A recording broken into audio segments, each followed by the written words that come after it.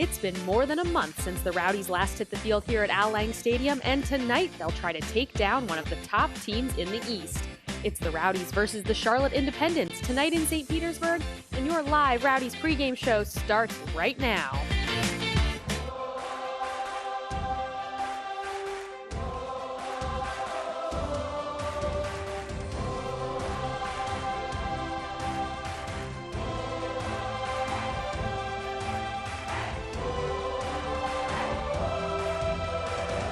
The sun is setting here over Al Lang Stadium, and it's a beautiful, breezy night in downtown St. Petersburg. Hello, everyone, and welcome to your Rowdies pregame show. We are so happy to be back here at Al Lang Stadium after a long month away, and tonight the Rowdies host the Charlotte Independents in what should be a great battle. I'm your host, Heather Donnelly, and joining me here at the desk is color commentator Lee Godfrey. We'll also check in with Rowdies play-by-play man Mike Pepper a little bit later in the show.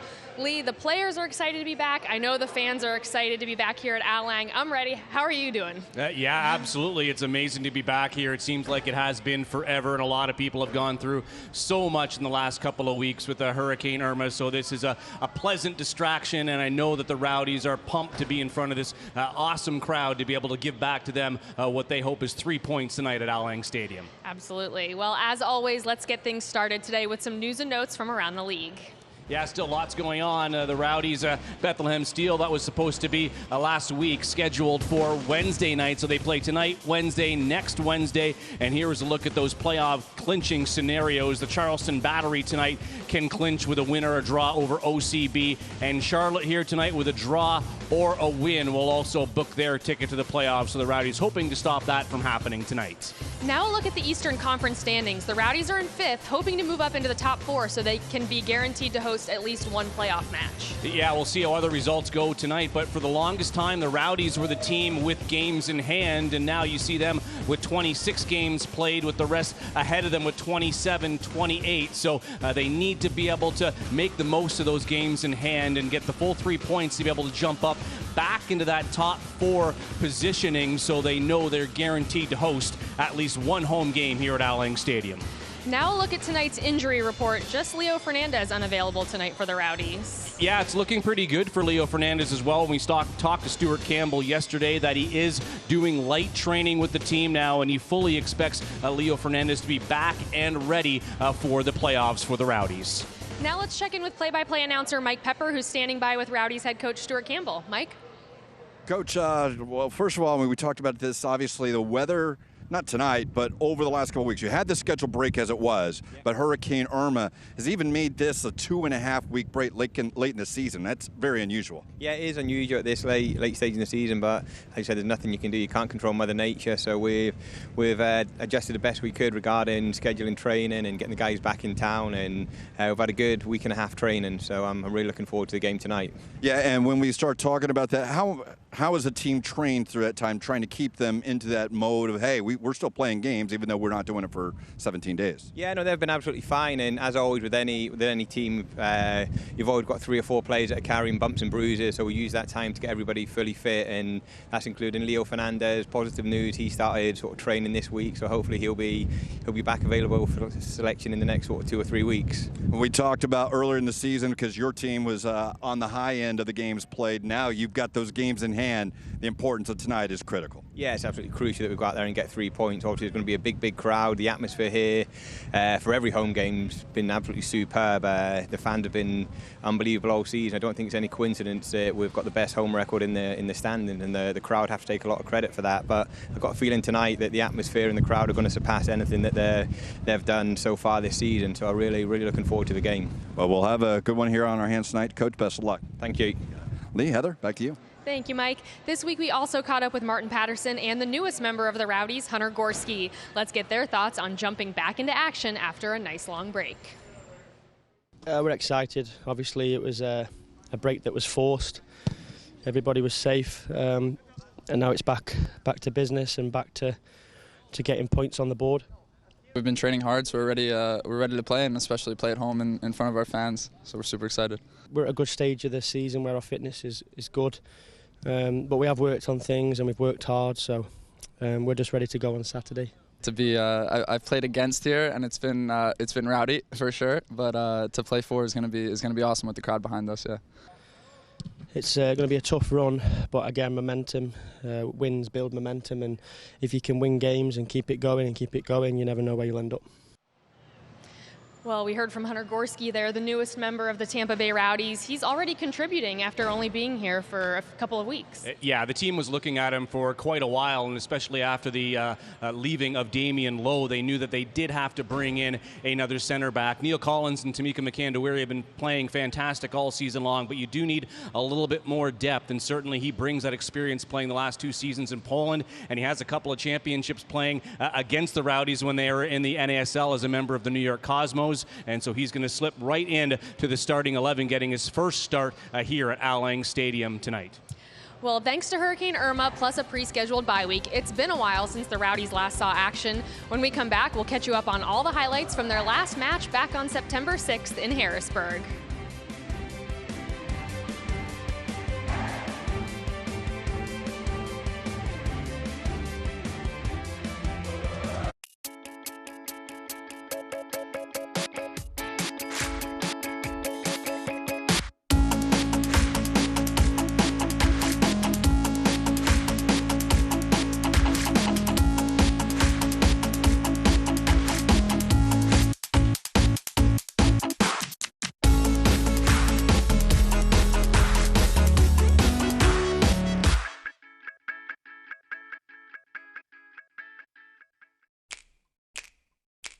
If you're new in town and working on your dreams and you don't know what you need, we got the perfect plan for you. My Blue, we are here for you, for you, for you. We're Florida Blue. Don't you worry now, 'cause you don't have to. Here we always say we got you. We are here for you. This is your home, Florida Blue. Can you feel it?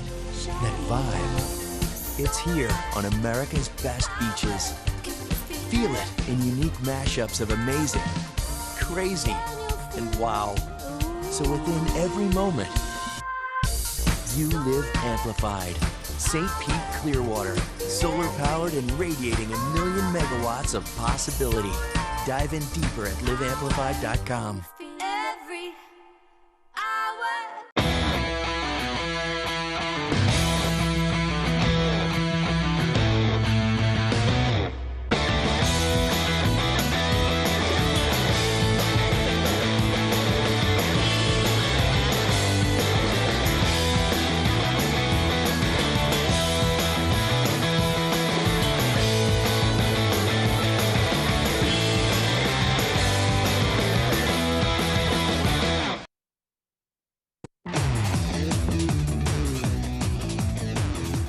Big fan of the Ghostbusters growing up, so any of the Ghostbusters, so I'm a bit of a Ghostbusters geek. It was the first film I watched at the cinema when I was younger. There's a group of them, the Ninja Turtles. They're my favourite ever since I was a kid.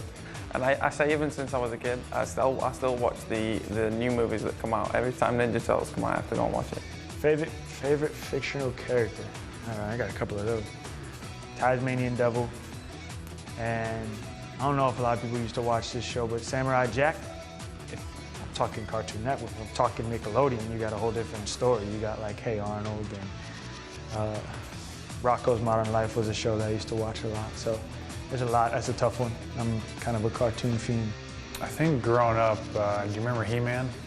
I think I'm a Batman guy. Wolverine.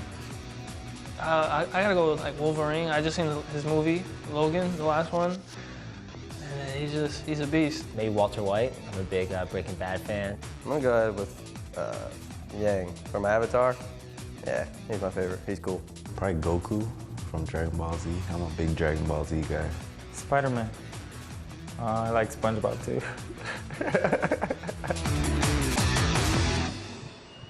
Welcome back to our Rowdies pregame show, everybody. The Rowdies and Charlotte Independence getting set to hit the field here at Al Lang Stadium. It's been a while, 17 days to be exact, since the Rowdies last hit the field for a game, but their last time out was a successful one, beating the Harrisburg City Islanders 3-2 back on September 6th. Let's refresh everyone's memory of that game and take a look back at the highlights with Mike Pepper, who joins us now from the broadcast booth. Mike? Thanks, Heather. Yeah, it was the second game of what was supposed to be a 3-game road trip, and the one at New York didn't start well, and as we all know, the Bethlehem Steel will be done on Wednesday. But in Harrisburg, it didn't start off well either. In the 31st minute, Harrisburg City, Johnny Mendoza on the corner kick. He finds Lee Nashanian on the back post. You see the ball in, and Nashanian there, and he gives Harrisburg, the City Islanders, a 1-0 lead. But the Rowdies, a few minutes later, it's the Martin Patterson header that's cleared off the goal line. Justin Chavez with the rebound, and he'll cross it into Georgi Ristov. The loose ball, and Georgi Ristov, who ends up scoring what at that time would be his 9th goal of the season. You see the Rowdies were pleading at the Patterson header first was in, but good ball by Chavez, and there's Ristov to equalize for the Rowdies. Then into the 38th minute, it's Martin Patterson who gets the ball wide.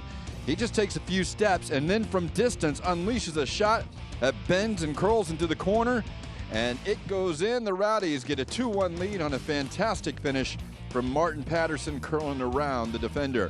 But just before the half, Harrisburg, they get the ball. Pedro Ribeiro, the shot from distance, and then a deflection. Wrong foots Matt Pickens, and it's Rapapa Mensah who got the deflection, and that equalized for the City Islanders at 2 just before the half. But it was the second half. The ball in from Patterson into Alex Morel. Morel is taken down, and Brandon Miller asked to stop Georgi Ristov. He can't do it. Miller guesses left. Ristov goes right, and that is the game winner. Georgi Ristov with his 10th goal of the season, and the Rowdies got a much-needed and their second road victory of the year.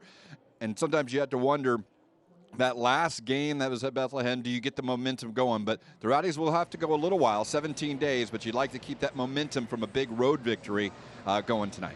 Yeah, absolutely, Mike. And a road victory, that's key for the Rowdies. A huge thing for them. Yeah, and, Georgi Ristov and Martin Patterson both getting on the board, showing why they are the leading scorers for this team. Yeah, 3 goals on the road is big for the Rowdies. They have to continue that rolling, and it's probably actually a blessing in disguise that the Rowdies have to come home before playing Bethlehem, because now they get to get energized here at Al Lang Stadium before going back onto the road, where it's another must-win in 3 points. Stuart Campbell knows these games in hand are crucial, and having a few more road games and home games down the stretch, it's very important to be able to get those to stay in the top 4 and host that home playoff game. Yeah, and you talk about those games in hand. That's not a usual situation for the Rowdies. Most of this season, they've played more games than the other teams in the conference, but now they've got a couple games to catch up on. Yeah, it was a very top-heavy season for the Rowdies, playing a lot of games early on, as other teams were sometimes 5 and 6 games in hand on those, but it really all does even out in the end, and you really have to look at games early in the seasons and results just as much as you do at the end of the season when you're looking at the playoffs. Of course, it always seems to be the last couple of games of the season dropping points that people remember the most, but it's the entire season long consistency over the board. So that's why it is crucial tonight for the Rowdies to get the 3 points going to that game against the Bethlehem Steel. Well, earlier this year, Rowdies goalkeeper Matt Pickens went on a pretty big adventure, hammock camping all alone in the mountains of North Carolina. Take a look inside his solo camping trip when we come back.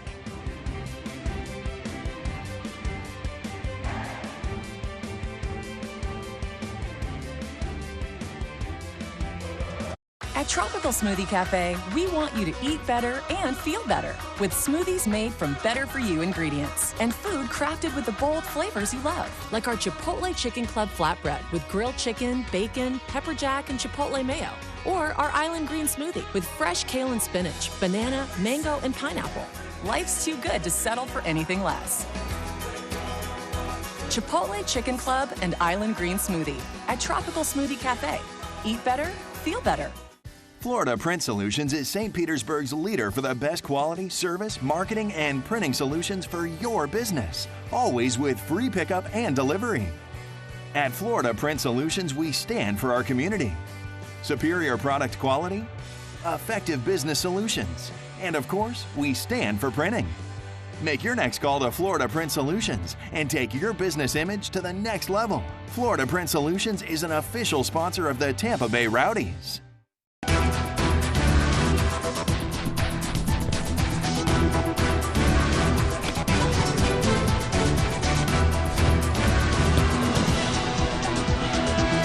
Guys, come on. Team, let's go, let's go. Come on, come on. Short cuts on 3. 1, 2, 3, short ass!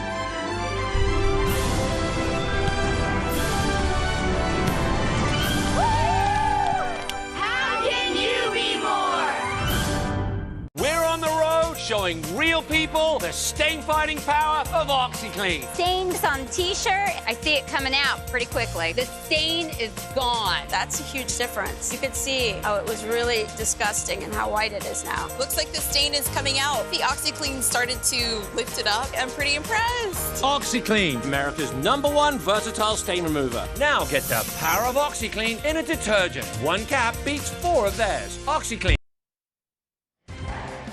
Welcome back to our pregame show, everyone. We are live on This TV Tampa Bay as the Rowdies and the Charlotte Independents gear up to play tonight.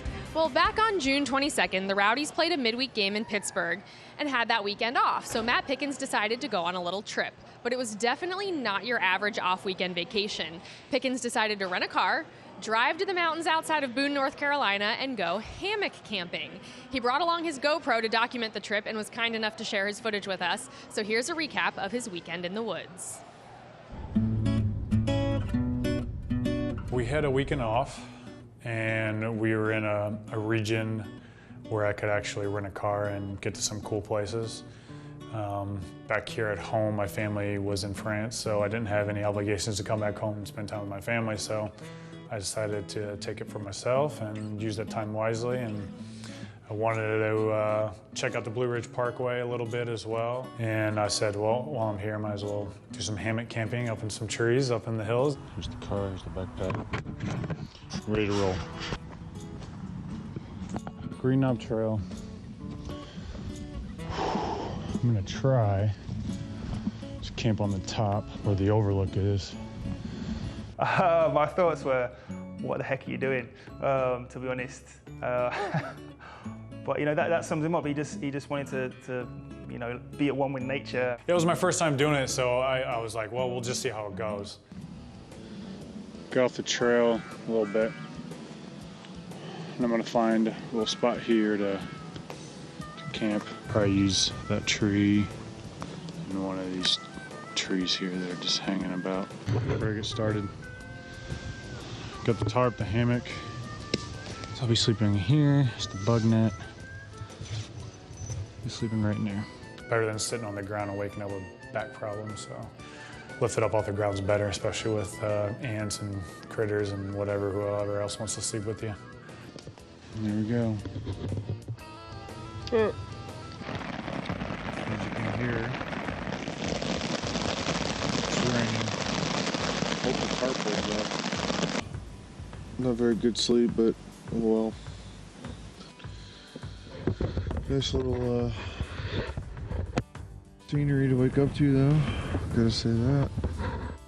He's as much as at home in the wild, you know, in the forest on his own as he is on the soccer pitch. So I always say, you know, after he's finished, I think he'll be definitely appearing on Naked and Afraid or or it'll be the next Bear Grylls or something like that. That's just me. That's just who I am. And I like to get out and do that and kind of relax myself and get my soul going again.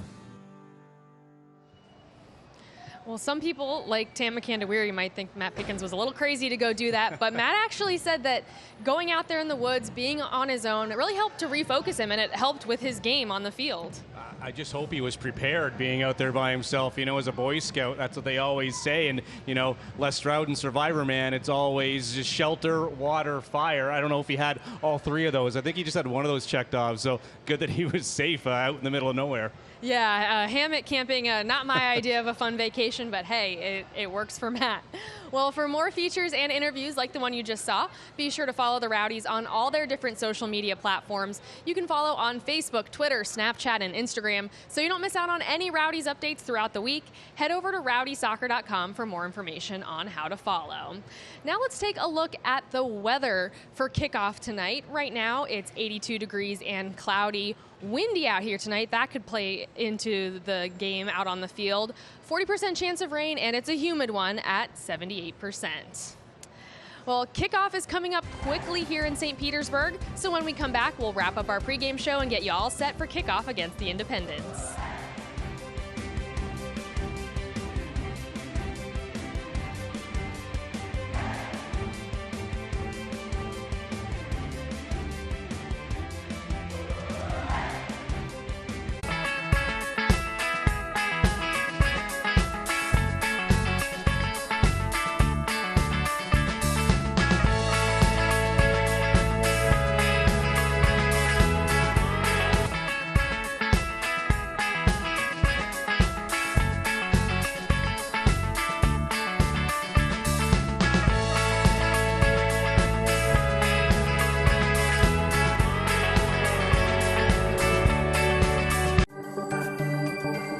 got the sun,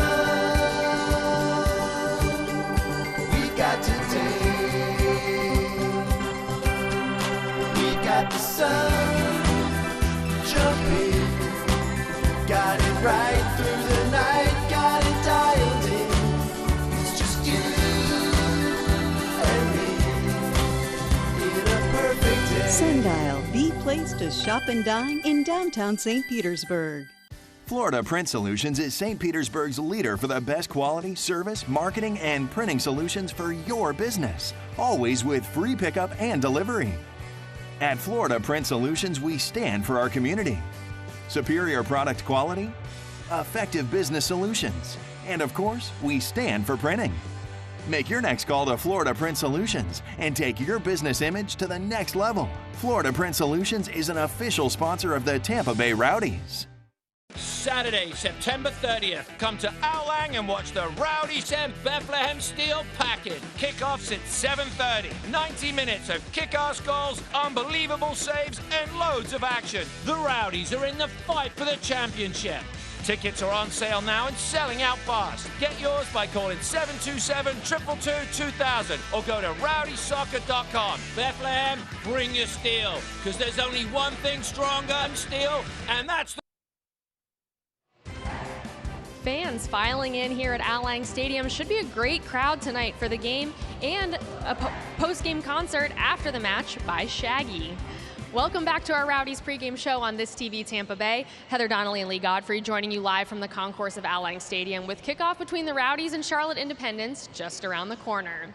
Now let's take a look at the Independents, a team that's consistently been one of the best in the conference all season long. Yeah, they have, but they really haven't had that form as of late, as you do look at their record of 13-6-9, second place in the Eastern Conference, but they only have one win in their last 5 matches, and they're coming off a midweek 3-0 loss to the Charleston Batteries, so they're not in form, and the Rowdies are well rested for tonight.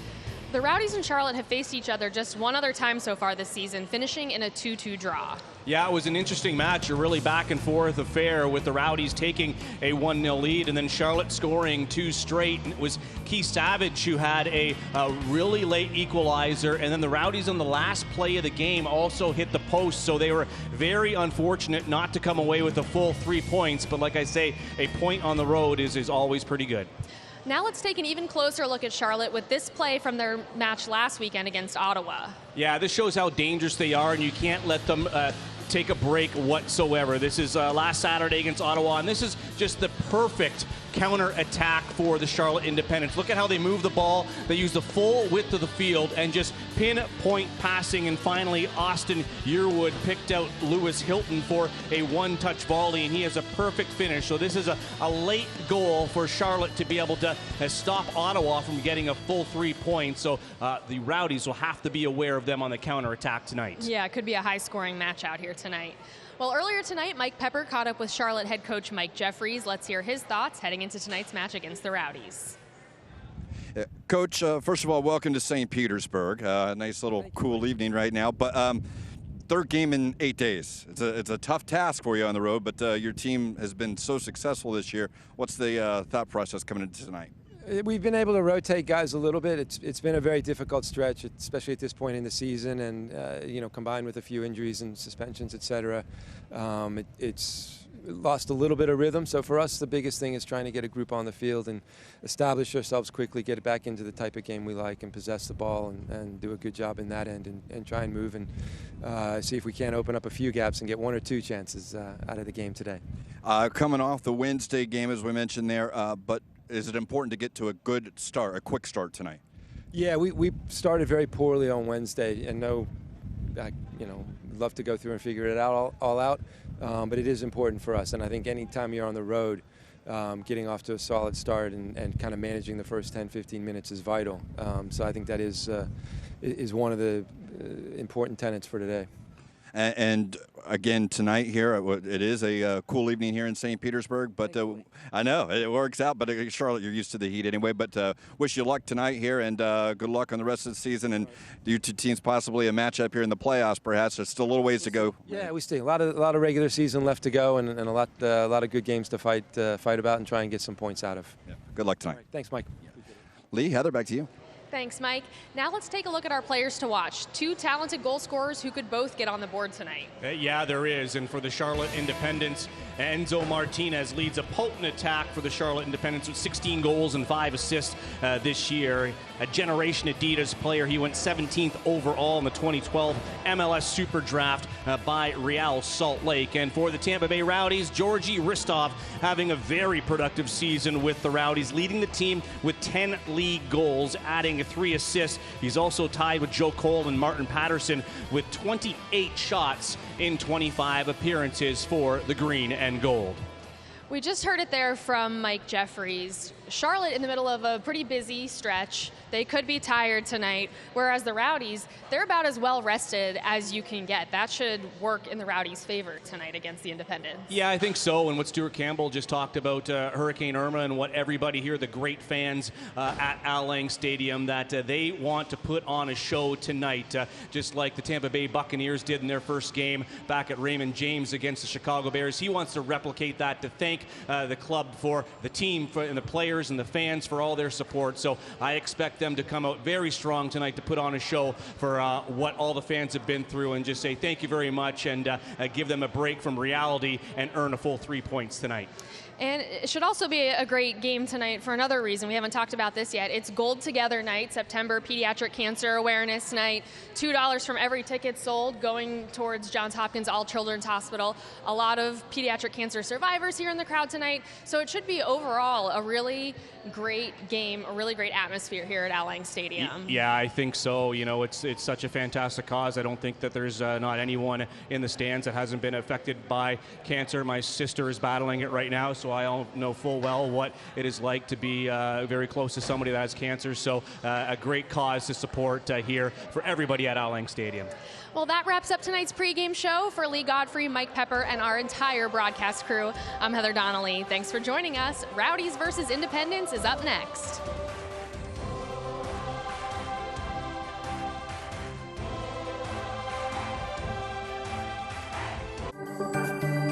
We got the sun, we got today, we got the sun jumping, got it right through the night, got it dialed in. It's just you and me in a perfect day. Sundial, the place to shop and dine in downtown St. Petersburg. The new locale at Sundial in St. Petersburg. More than a market. For breakfast, lunch, dinner, eat it here or take it home. Fresh-made sushi, Pan-Asian dishes, mouth-watering burgers, ice-cold beer, specialty drinks, and decadent desserts. Lunch hour or happy hour. Enjoy it here or take it home. More than a market. Come and taste locale at Sundial in St. Petersburg.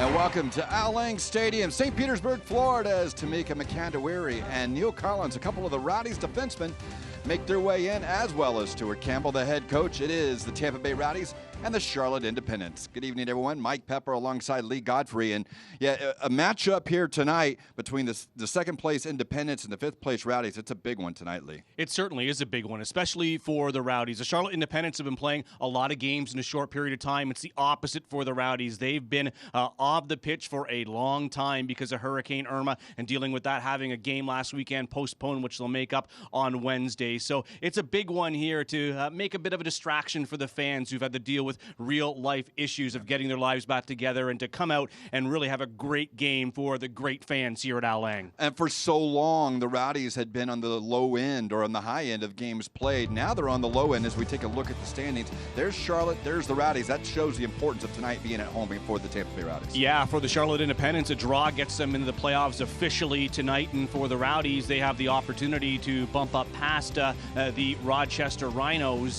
depending on some of the results and how they go over the weekend. So Stuart Campbell said it to us, they have to get maximum points here at home. Yeah, when we talked to Stuart Campbell earlier in the year, he said, hey, those games in hand, not so easy if you got to get them. Well, the Rowdies have to take care of them now, and tonight we'll get a good look at it. They're going to be facing one of the best, and Enzo Martinez, I believe, is one of the players to watch for Charlotte. Yeah, what a season he is having, as they have a potent attack, just not him, but 16 goals, 5 assists, lead the USL, and between Martin Patterson and Georgi Ristov, they seem to exchange every other goal right now. 10 goals, 3 assists. They're going to be part of that attack up front for the Rowdies. Well, we are hoping for a bombastic evening, not from the skies tonight, but the Shaggy postgame concert, and perhaps for Rowdies fans, a big win. We'll come back. Starting lineups coming up next. It's the Rowdies and Independents.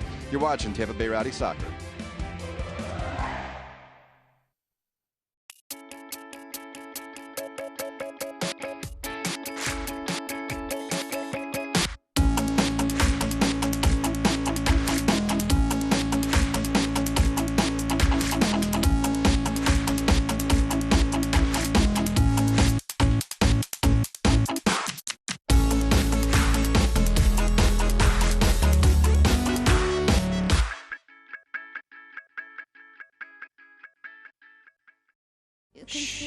Can you feel it?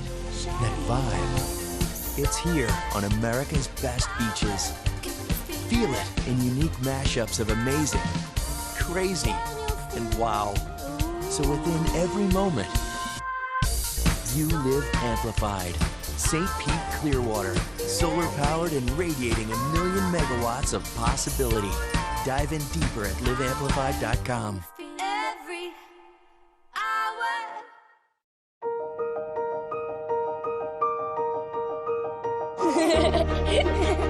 There's a lot to a name. Especially when that name is a world leader in healthcare. We still deliver the same compassion we provided for 90 years.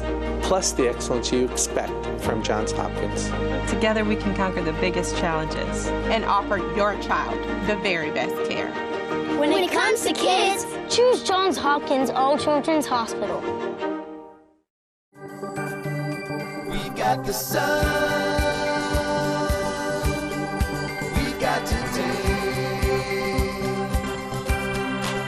Got the sun jumping, got it right through the night, got it dialed in. It's just you and me in a perfect day. Sundial, the place to shop and dine in Dallas.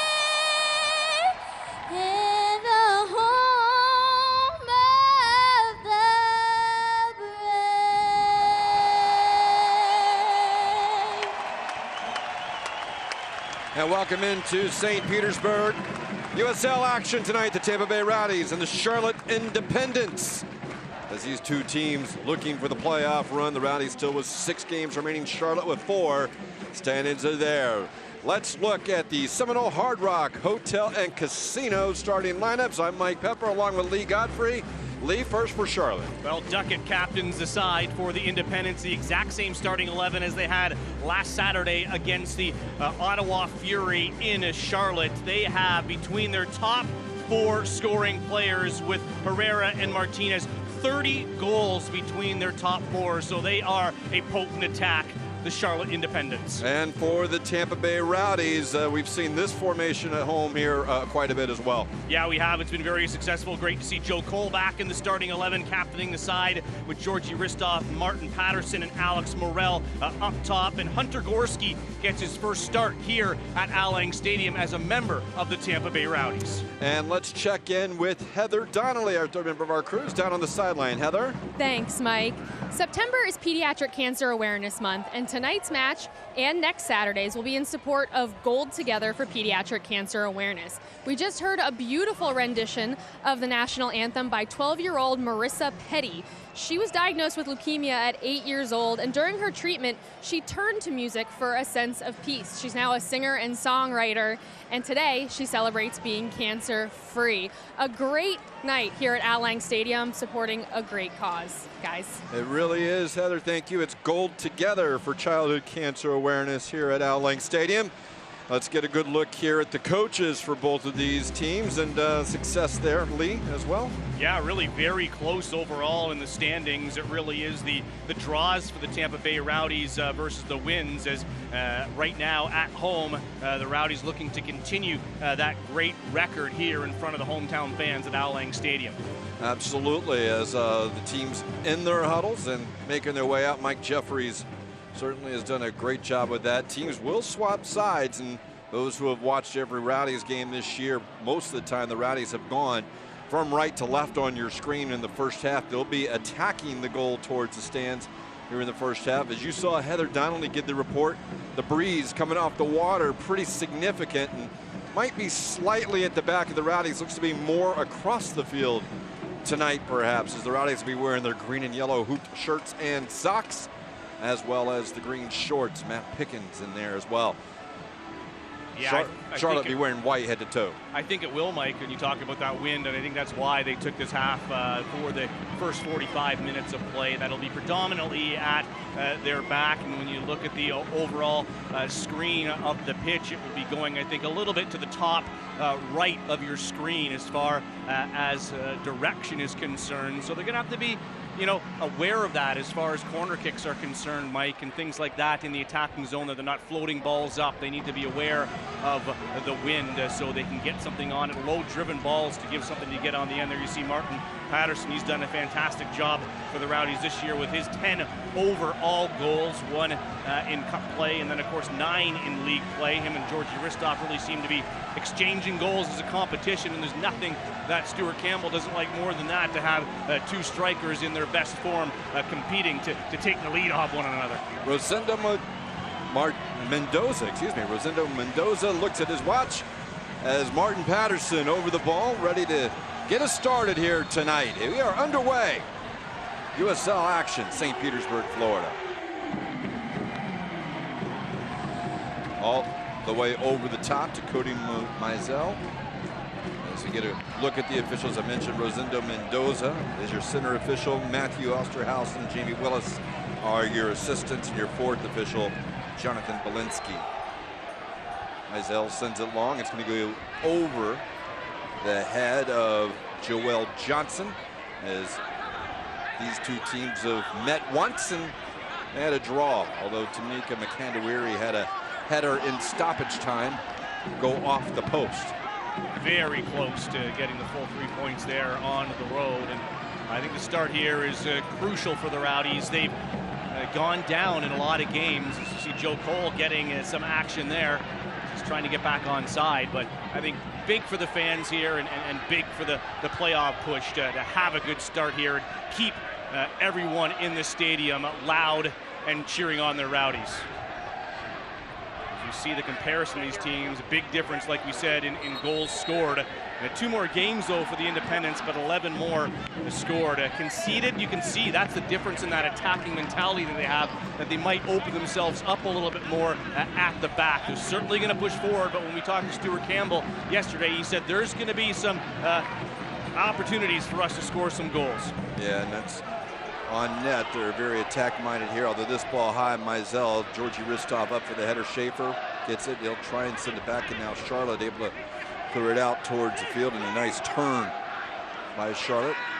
It's left for Martinez, who sends it wide. Joel Johnson will go off of Portillos, who keeps it in. The ball sent back out to midfield, where it will be played out wide now.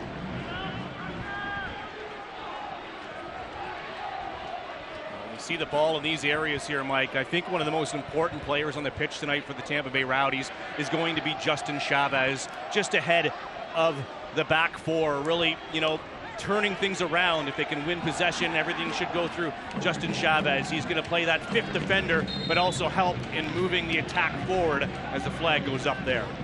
Well, Portillos had headed it back, but you're right. The offside call is the long ball by Hilton.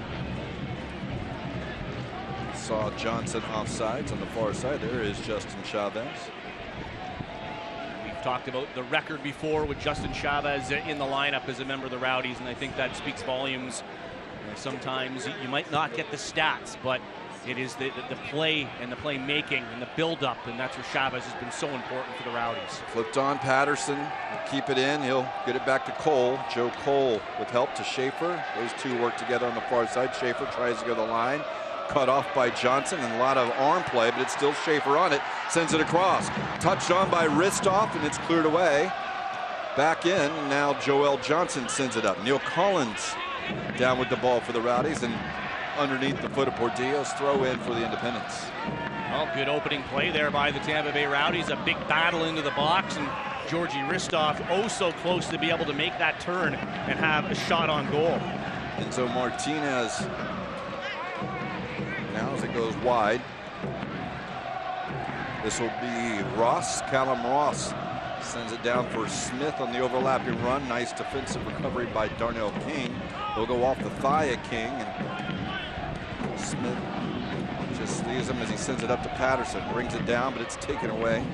Callum Ross and Lewis Hilton. Hilton will find Smith wide for Charlotte. There is Estrada.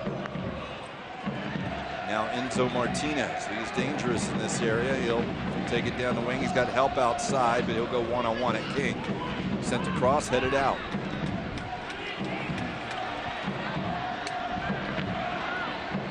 Too far ahead there for Joe Cole and Schaefer. Nice head away there on the cross to one of the box. Hunter Gorski getting involved immediately for the Tampa Bay Rowdies on the defending side. And if you had Lee Godfrey for the first time Hunter Gorski was mentioned on a Rowdies broadcast, you won. Congratulations. New player, as you mentioned on there. Let's check in with Heather Donnelly on the sideline.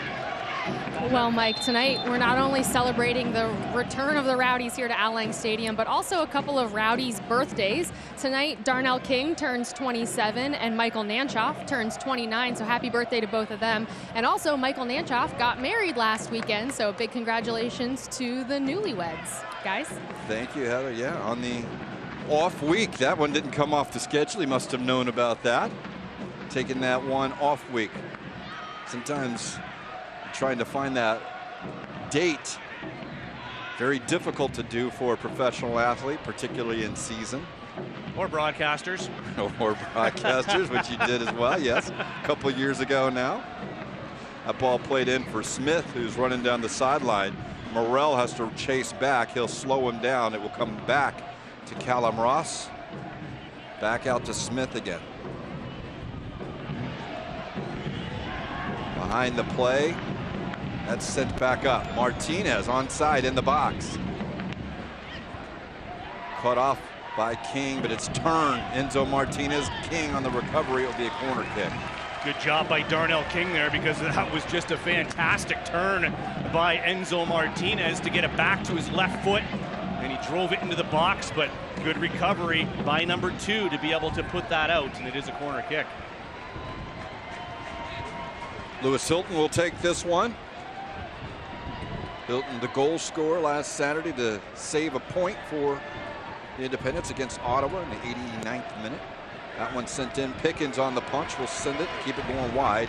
It's going to be run down by Martinez, Enzo Martinez.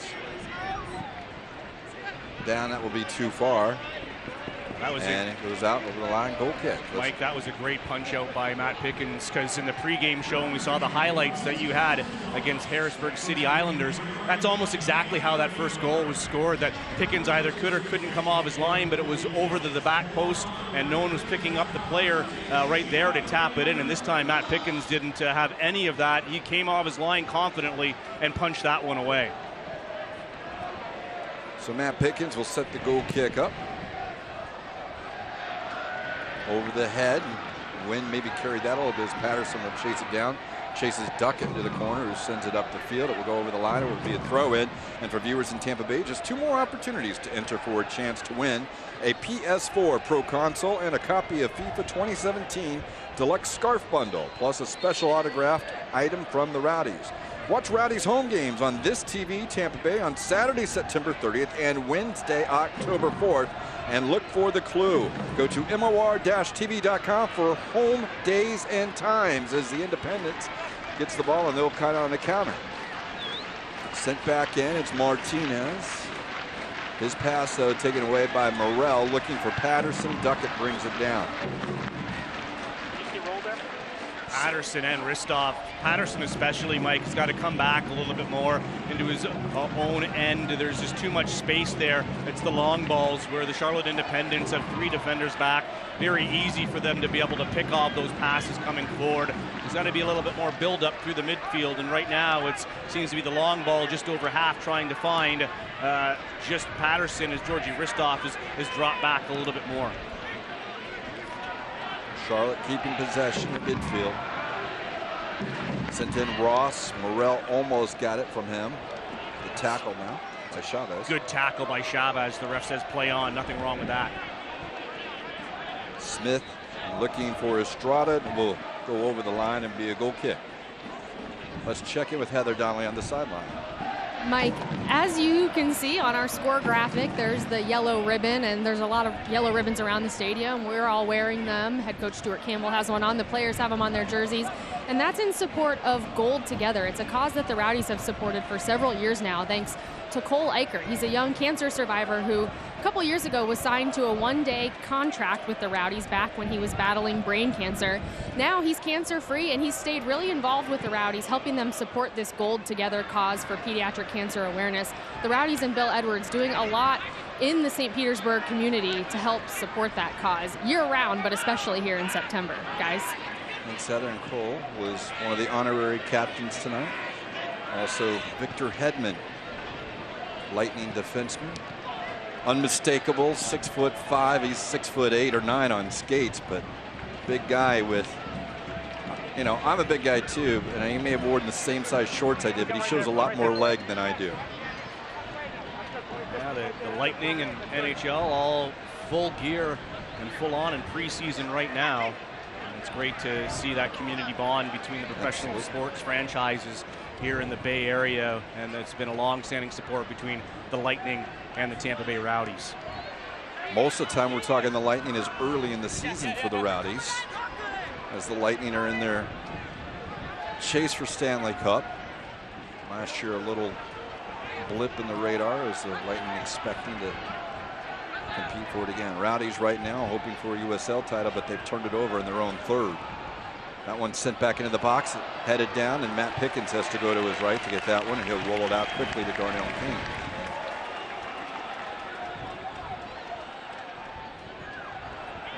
There is Victor Hedman, enjoying the game in some of those fantastic seats along the sideline. Now Alex Morrell on the other sideline, cutting back in. It's Chavez in the race to it. He'll get it to Cole.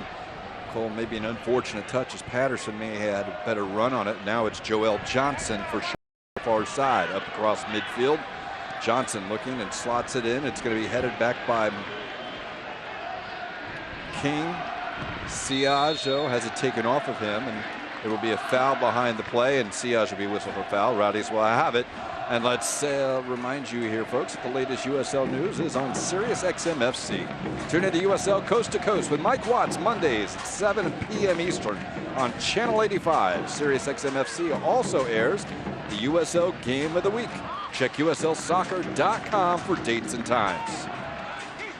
Well, this to be very expected, Mike, in the first 12 minutes of this game. Very back and forth as both teams coming out with a lot of energy. This game will settle down a little bit more as it goes on.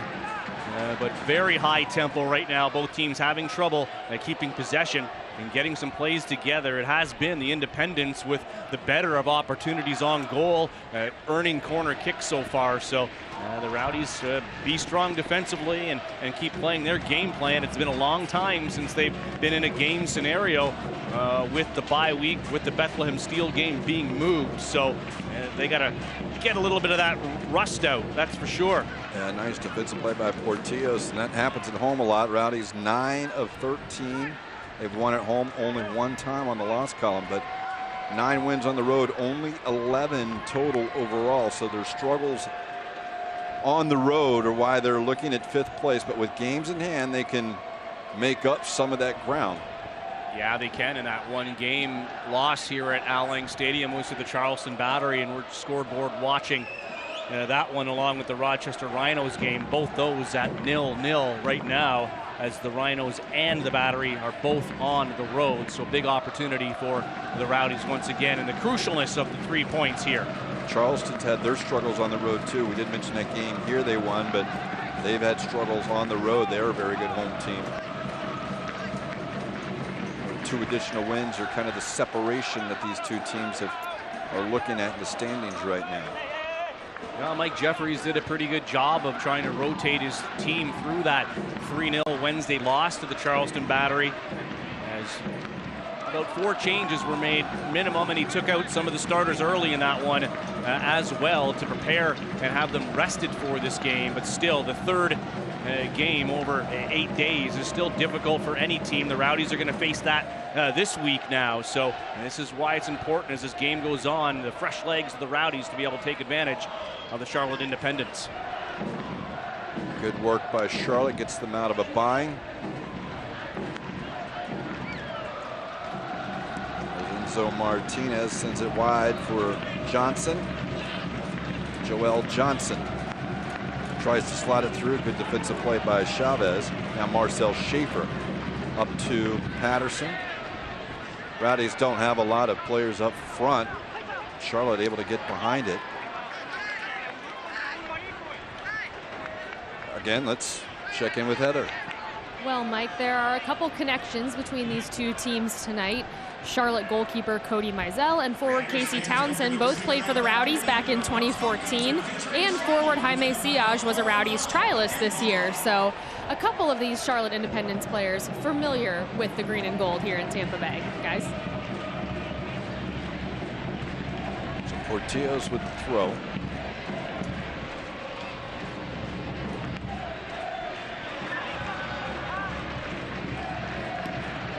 There's a shot opportunity by Martinez, but nowhere near on target.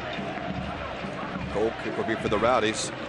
And reminder for viewers in Tampa Bay, after all the action on the field, you can check out the best in movie action, drama, and romance right here on Tampa Bay's first broadcast movie channel, This TV Tampa Bay. Of course, it's digital 32.2, and depending on your provider, wherever you're watching us right now is where you can watch This TV Tampa Bay.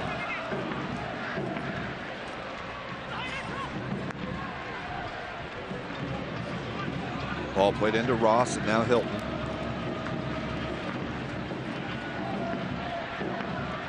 Sent back across. Now it's a loose ball. Portillo's in the right place this time.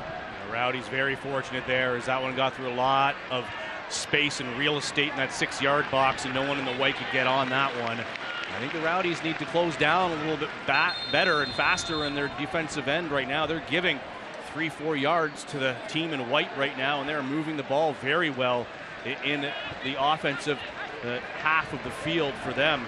As Hilton is having a talk with the official right now. They need to close down. Don't give them that space. Tackle, force something to be able to win possession back. You're right. The Independents are having a better part of control here. Rowdies turning it over a lot in the midfield, but they've been pretty good in defensive recovery, limiting the dangerous opportunities as Portillos looks to throw it up.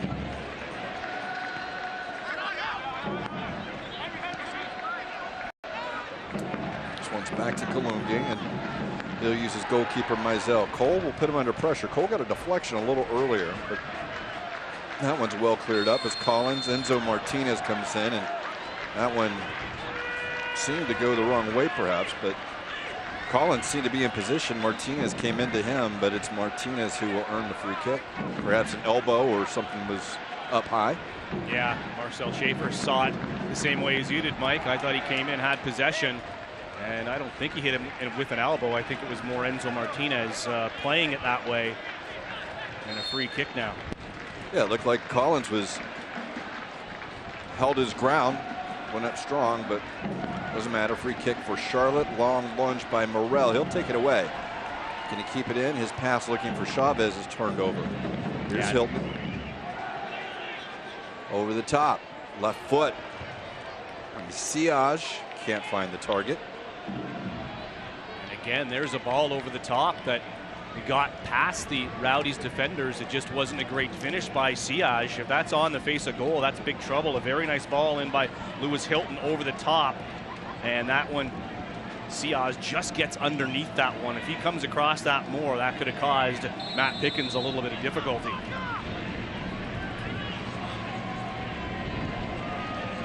So Pickens will take this goal kick. Waiting a little extra long. Up front. This one's going to bounce free towards Patterson. It's over the head of the defender, Joel Johnson. Now Patterson will commit the foul. And ball is free. And as we pointed out, Charlotte with the better part of play, as the Rowdies have turned it over quite a bit. Nearly 70% of the possession. Again, doesn't always tell the story, but it has been the better part. Rowdies get a turnover though in the midfield this time as Chavez lunges in front of it. Get it back to Hunter Gorski. Now it's King.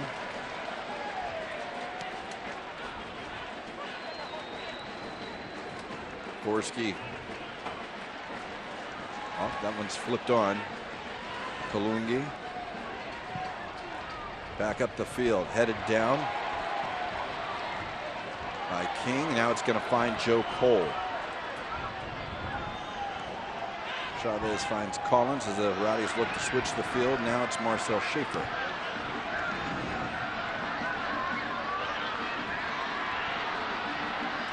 And that one will miss Zach Portillos, who was overlapping, and Cody Mizell will have it at his feet. That was better from the Rowdies, though. The better bit of possession and passing up the pitch that we've seen in the first 20 minutes of play from them. Long ball by Kalungi. Skorsky has to bring it down, and Martinez. That's Herrera actually up top.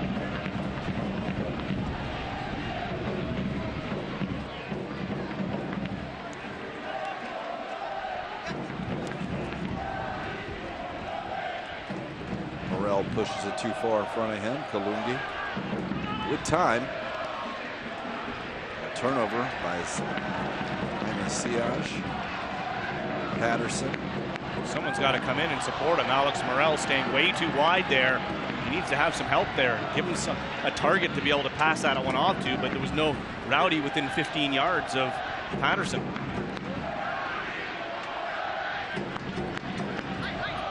Joel Johnson cut off by Schaefer.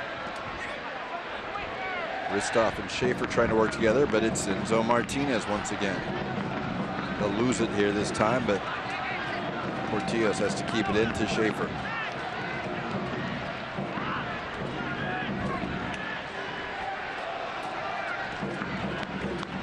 Patterson looking to slot it through for Morel. Morel behind the defender. And they're going to give a penalty kick. The shove behind it. Morel able to get in behind the defender.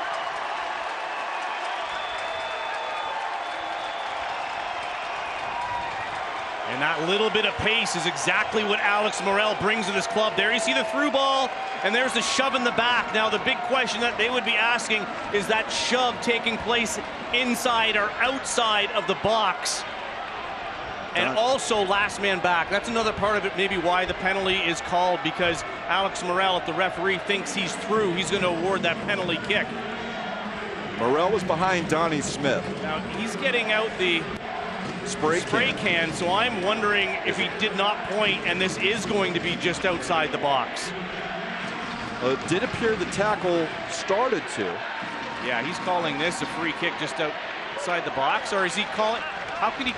He's laying the ball there. It's an indirect kick, apparently. Where he landed? Yeah, no. This is. I don't understand this location. There's the push tackle. Well, perhaps is that? Oh, he said the ball was played back to the goalkeeper. Oh, they're saying it's a back pass. That is very fortunate for the Rowdies. I think that's just a tackle, to be honest, Mike. Yeah, and that's. I don't know if Smith got it back to that point, but that is the location. That's where Mizell picked it up. So the indirect kick will be the Rowdies after Cody Mizell picked up the pass as deemed by Rosendo Mendoza back to the goalkeeper. Mike Jeffries on the sideline talking to the fourth official, not happy with this call whatsoever. Well, it's a big break for the Rowdies because I don't think that's an intentional back pass. You look at Ristoff on the ball, Cole's there. They're going to set it up and then they're going to let Schaefer just plow it in, or maybe try and curl it top corner. He'll be about 10 yards out when he gets this opportunity. The wall is set. They will run as fast as they can at the ball. They started early. It's off the deflection. Herrera. And now the second ball goes over the top. Enzo Martinez was 5 yards before that ball was even played, although it did not go off Enzo Martinez. It went off Herrera. Another look there, and that's just very difficult from that position as Martinez, Herrera all out there to get on that one. When you're that close, it's very difficult to find the space in between the bodies to get that one into the back of the net. And I think it actually went off Martinez, then Herrera. So the Rowdies may have been better equipped to maybe fake that kick and point at Martinez coming in. Nevertheless, it's goal kick here, and it's sent out of bounds by Mizell. And the first dangerous opportunity for the Rowdies doesn't bring any fruit here at this time as the ball's thrown in towards the corner. It came in and rolled out, so it'll be a corner kick or a throw in right at the corner flag for the Independents. So the Rowdies should pinch in their pressure. Smith will probably get the obligatory 3 to 4 or 5 yards running up the field, but it's going to be deep in the end for the Independents.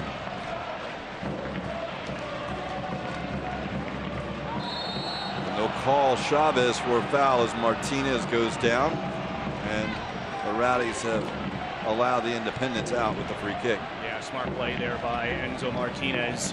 The moment he felt someone on his back, he was going to go down immediately to try to force the call on that one to get the free kick, because they were, like you said, in a dangerous spot there on a throw, and you don't want to give up the ball in that area.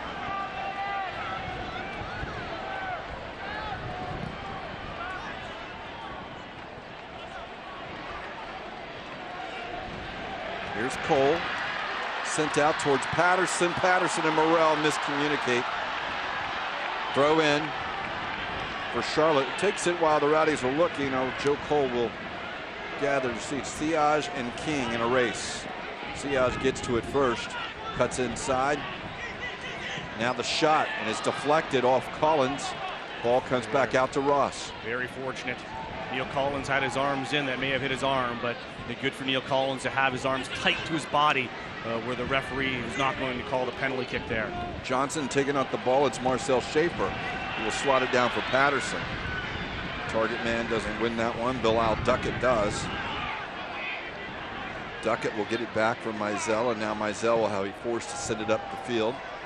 Collins challenging. Collins will win that header, sends it towards the corner. Morale and Smith.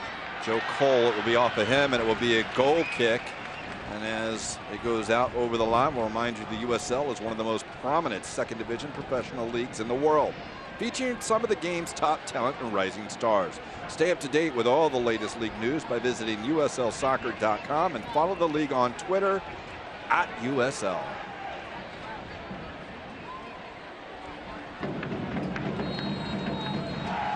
Mizell being told to hurry his pace up.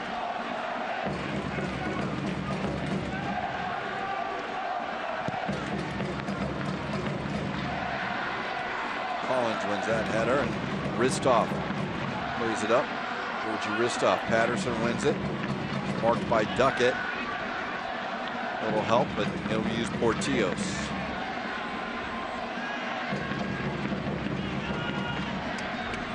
Cole. Collins, who just gets it across to Gorski after the pressure from Herrera, and now Darnell King with all kinds of space, looking to send this one into the box. Right to the foot of Callum Ross. Martinez. Now the Rowdies have to get back. These are the numbers that they have going forward.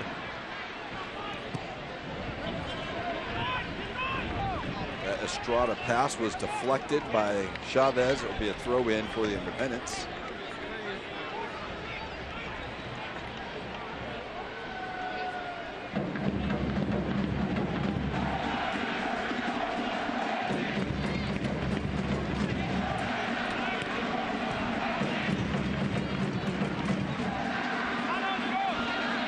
Cole taken off the ball, sent back wide to Estrada, now across. Pickens intervenes as he goes to his right.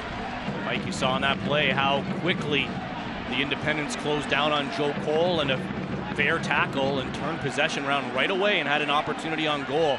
And they are the better team right now off the ball than the Rowdies, causing turnovers and getting players and numbers moving forward once again. The Rowdies have to be able to get less space in between it. Watch Joe Cole here, and here's the tackle right there, and Joe goes down, but I think it's a fair challenge in that Johnson winning the ball there, and then they get the cross into have an opportunity on Matt Pickens, and I think right now they're giving the Independents a little bit too much respect and space when they're off the ball.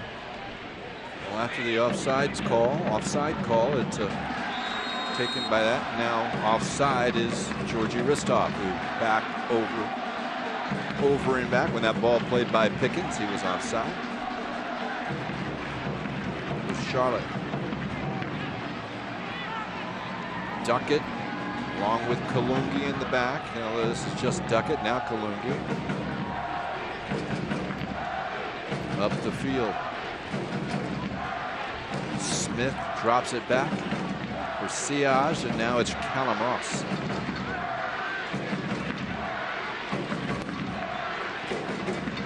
Deflected off of Marcel Schaefer. There's Ralph's mob looking to inspire the squad.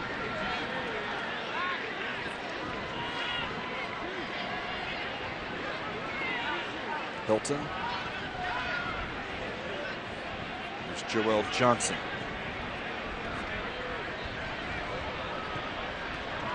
Martinez.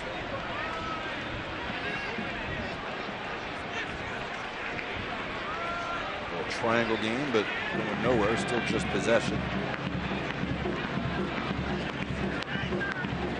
Martinez back into the box.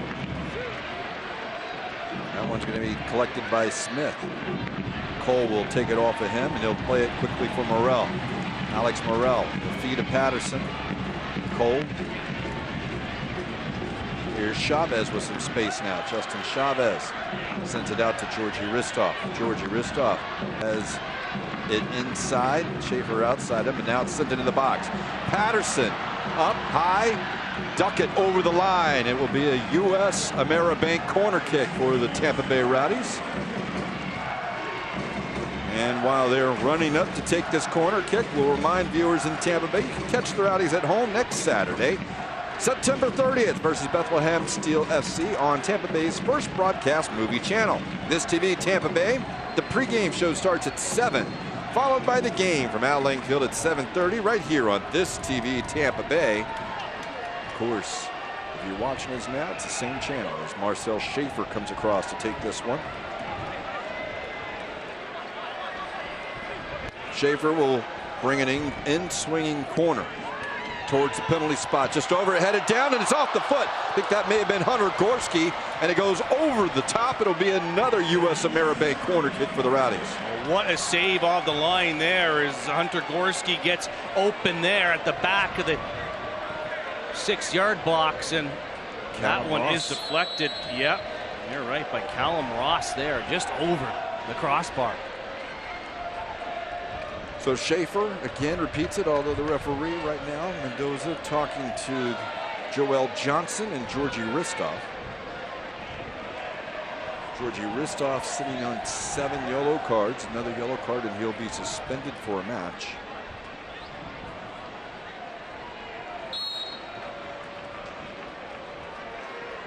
Schaefer this time drives it a little lower. Now it's still in the back, and that's over the line. It is a goal, Rowdies! Headed in!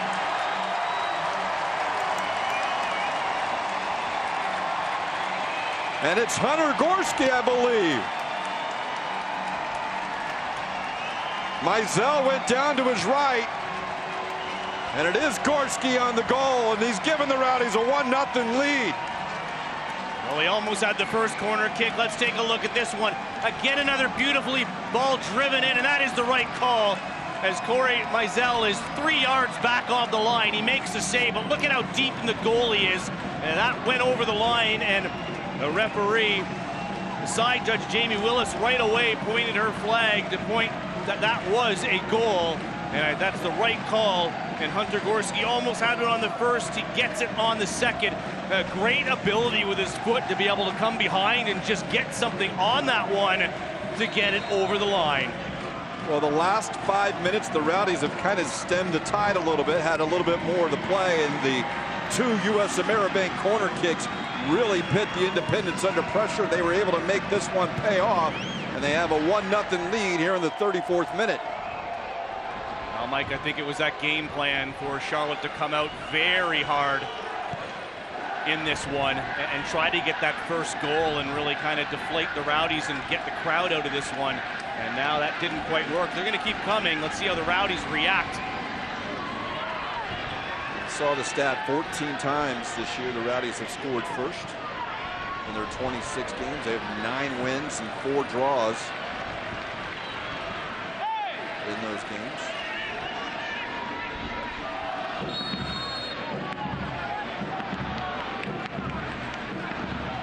Free kick will go Charlotte's way.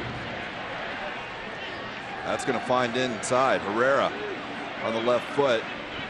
Rowdies trying to recover. Nice little turn, but it's cleared away. And after the play, Herrera may have taken a swing at Darnell King. Well, Rowdies playing with a little bit of fire, Mike, once again after getting that first goal and just giving the Charlotte Independents too many looks. As we take another look at this right there, you see the right arm, both fists actually get into the face of Darnell King. Herrera pleading his case, but Matt Pickens seeing all of it. Let's take another look at the goal and just how well Hunter Gorski did to get his leg onto this one. As you see, he's come around the defender to hit that one, and there you see well over the line. That's a perfect angle of it to show that that is, in fact, a good goal for the Tampa Bay Rowdies. What an acrobatic play. It was kind of hard to see and being obstructed there. Gorski went off. Right now, Rosenda Mendoza is talking to Herrera. He does get a yellow card for that. Perhaps a little consultation. Herrera, as we pointed out on the replay there, right arm got up into the face of Darnell King, and the left hand came up as well, and it was basically a shove from that point. So Herrera, careless over aggressive play, results in the yellow card.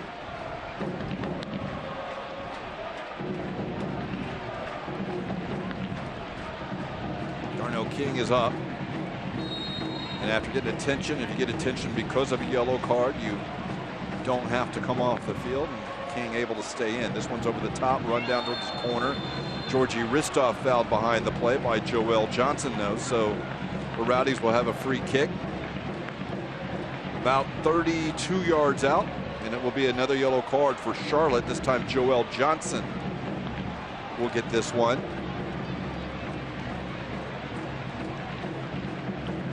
Well, Mike, as we have a little break here while they attend to Georgie Ristoff, the Orlando City B is beating the Charleston Battery right now in Orlando 1-0 in the 39th minute of play. So that's a score at the moment going in the favor of the Rowdies. The other one they're keeping our eye on is a little ahead of us as Rochester travels to Richmond. I believe that one's still scoreless, is it? Yes, it is in the 53rd minute of play. Richmond, who has struggled, but they've been playing better as of late. Rowdies would like if Richmond could do them a favor at their home game against the Rhinos. If the results go as they are, Rowdies will close within 4 points of Charlotte, 3 points of Charleston, will actually move into a tie with Rochester, and they'll have 2 games in hand on both Charlotte and Charleston and 1 game in hand on Rochester. But it is a long way to go here, Lee, not just for those games, but for our game as well, as the wall is set up 4 yards outside the 18. As we said, 32 yards out. It's Marcel Schaefer who is lining this up. He'll chip it into the box, headed away by Siage. He will run it down, Will Schaefer. The tackle, though, by Martinez will be a throw-in for the Rowdies. Schaefer will leave it for Zach Portillos.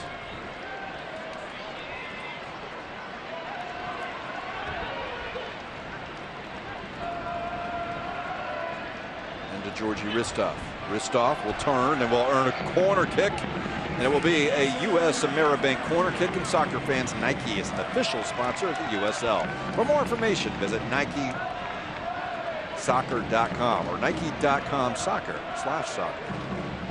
Change that up on us, although I think Nike's got enough domains, but you can have them all there. This is Marcel Schaefer. This time it'll be an outswinger. Rowdies very dangerous on their previous 2, but they were from the other side. This one cleared away off the near post by Herrera.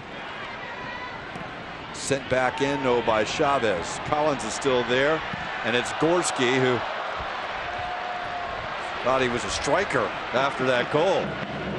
Heck, he's got 3 games played, 2 goals, so maybe he was, but that opportunity by Gorski well over the crossbar. I think it may have cleared the Al Lang Stadium. Well, nice patience, though, coming off that corner kick clearance. That Neil Collins stayed up and forward in the box. He knew that he probably wasn't going to be able to head that one on goal, so he just tried to get it into an area for somebody else to get on it. Hunter Gorski did, but he just got under that one on the volley. Well, that one's going to roll down. It will be another goal kick for the Rowdies. Mizell's struggling a little bit this side. It'll be interesting to see what the second half. The wind, as we say, not completely at the back of the Rowdies, but it does seem to definitely be affecting the high ball coming in the direction that Charlotte is going to. So those balls are sitting up a little bit longer. As we are 40th minute now.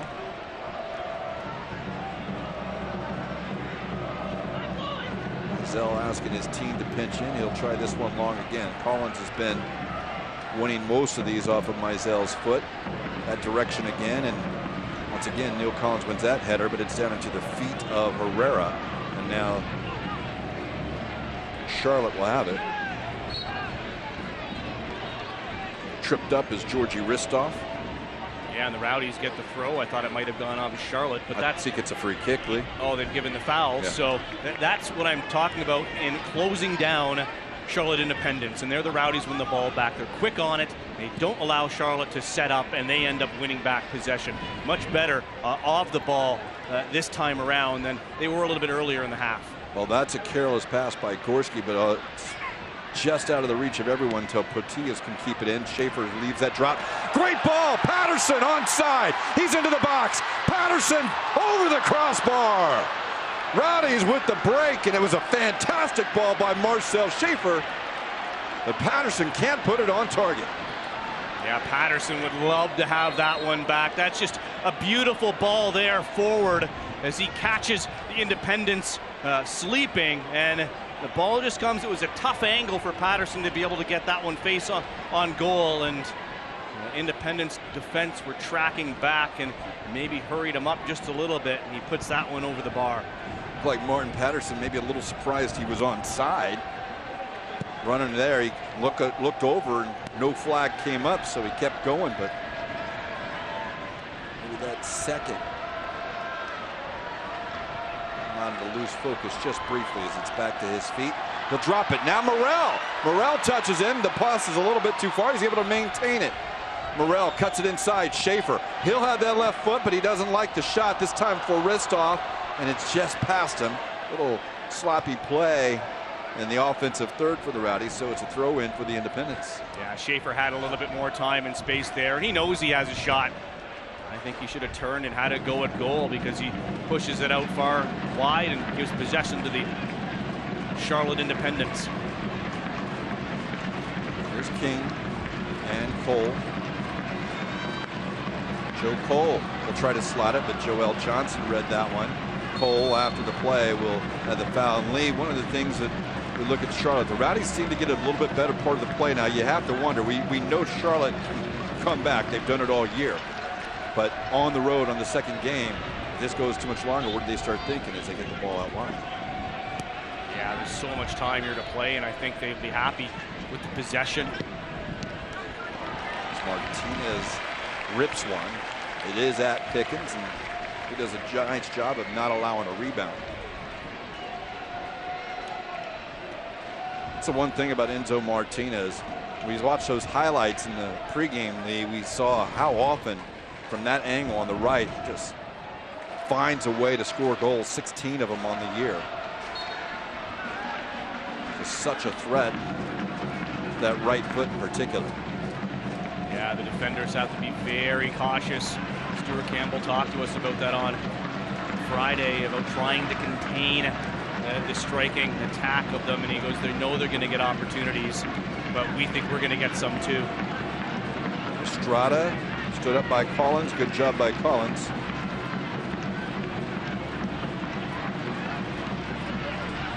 Looking up, Patterson run it down. Duckett's there first. Patterson is offside this time on the Schaefer tackle.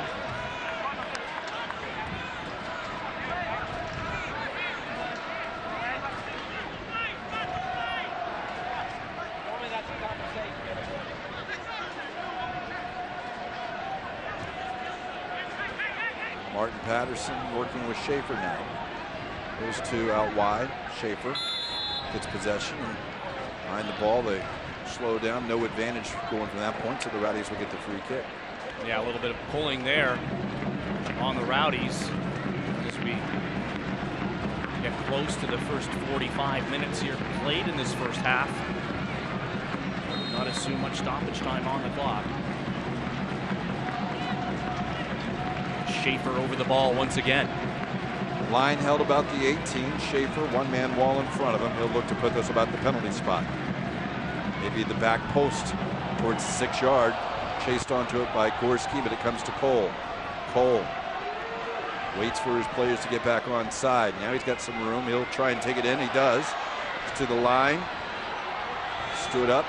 Now back over. Sent across. Headed away. Gorski's shot headed out.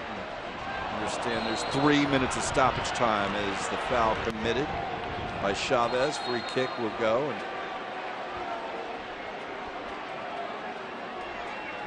now Chavez, ironically, Chavez on the counter didn't get it, but the ball played off to the side at that point. He's getting a talking to. You don't want that. Well, he'll get the yellow card.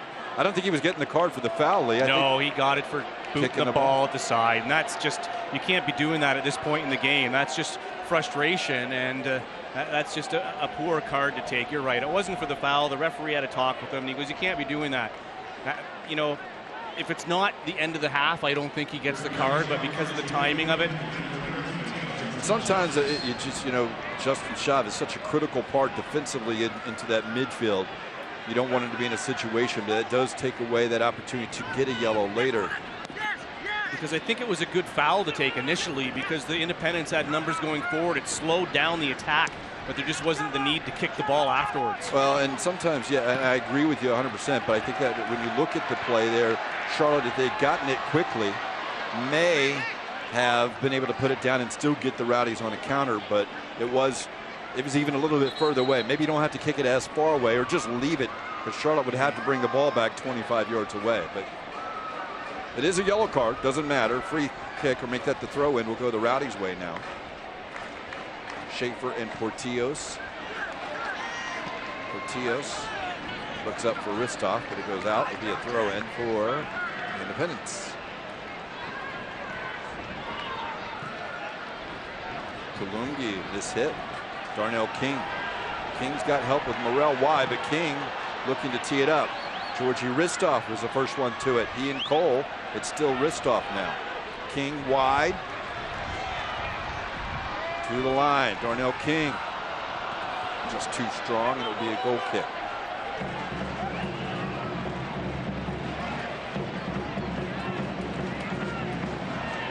Zell looking for help quickly. Can't find it.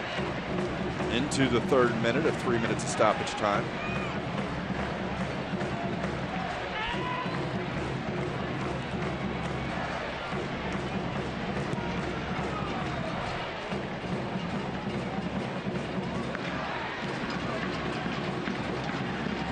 A little strong, and it'll be a Rowdies throw.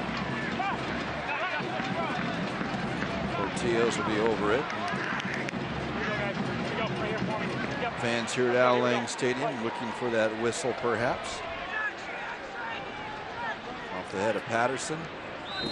And that is the halftime whistle. The Tampa Bay Rowdies, on a Hunter Gorski goal, have a 1-0 lead here at Al Lang Stadium. And it was action that Charlotte really kind of controlled play through the first 20-30 minutes. But right now they did come back, and Heather Donnelly is with Stuart Campbell. Thank you, Mike. Coach, with this being your first game in over 2 weeks, how do you think of the way your team came out and performed here in the first half? Yeah, really happy. I thought we had a great start. We knew it would be a quick start to the game. Like I said, they start games quickly, and we knew we had to be competitive and compact and have a good team shape about us, and I think we've done that. And then once the game settled down, I think we played really well and deservedly leading 1-0.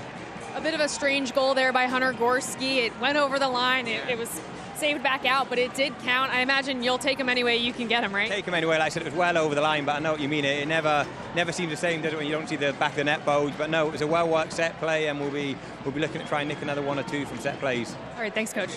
Guys?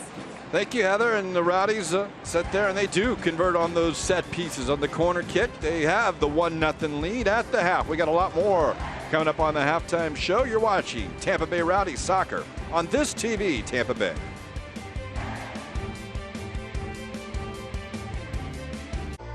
Today, we can connect more, play more, do more. And all that more takes energy. At Duke Energy, we're doing more too. More innovative technology, like ways to fix outages before they happen, for more reliable energy every day. So no matter how much you do, we're always here, with power for your life. Can you feel it? That vibe. It's here on America's best beaches. Feel it in unique mashups of amazing, crazy, and wow. So within every moment, you live amplified. St. Pete Clearwater, solar powered and radiating 1,000,000 megawatts of possibility. Dive in deeper at liveamplified.com. If you're new in town and working on your dreams and you don't know what you need, we got the perfect plan for you. My Blue, we are here for you, for you, for you. We're Florida Blue. Don't you worry now, 'cause you don't have to.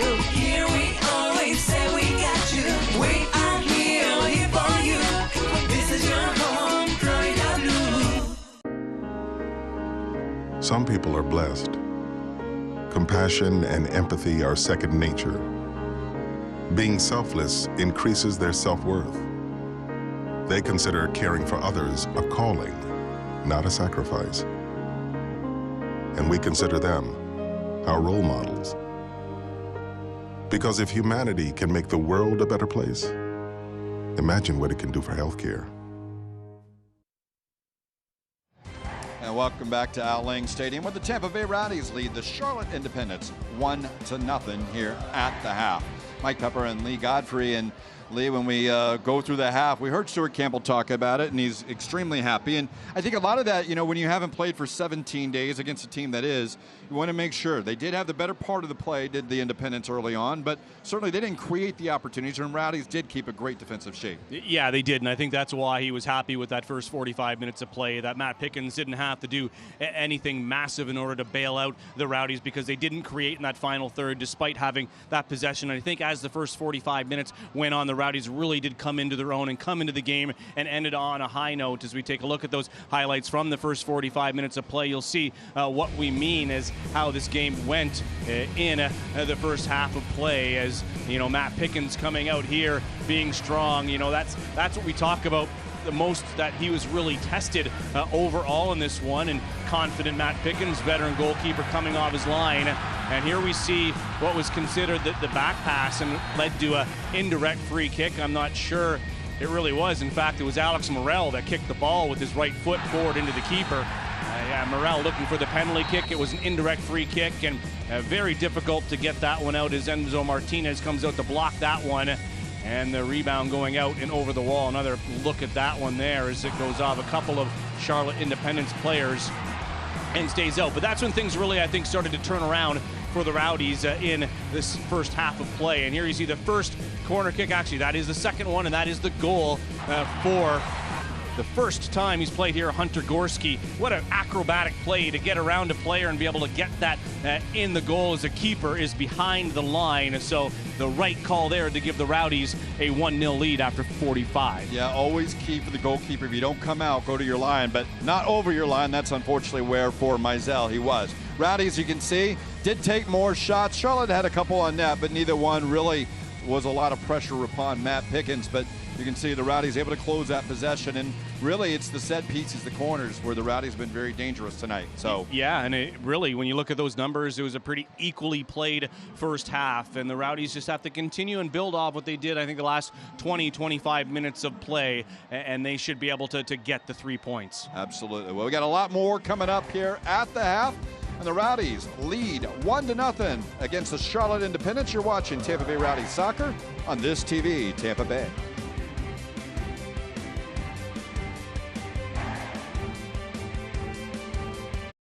At Tropical Smoothie Cafe, we want you to eat better and feel better with smoothies made from better-for-you ingredients and food crafted with the bold flavors you love, like our Chipotle Chicken Club flatbread with grilled chicken, bacon, pepper jack, and chipotle mayo, or our Island Green Smoothie with fresh kale and spinach, banana, mango, and pineapple.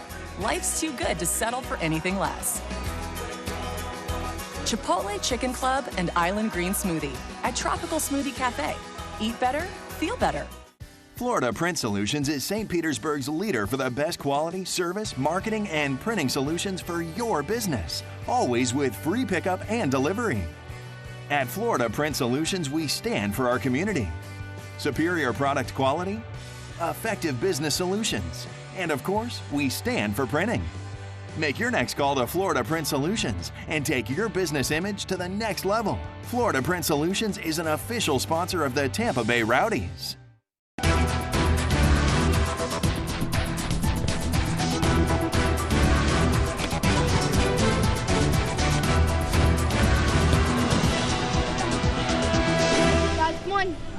Let's go, let's go. Come on. Short pass on 3. 1, 2, 3, short pass.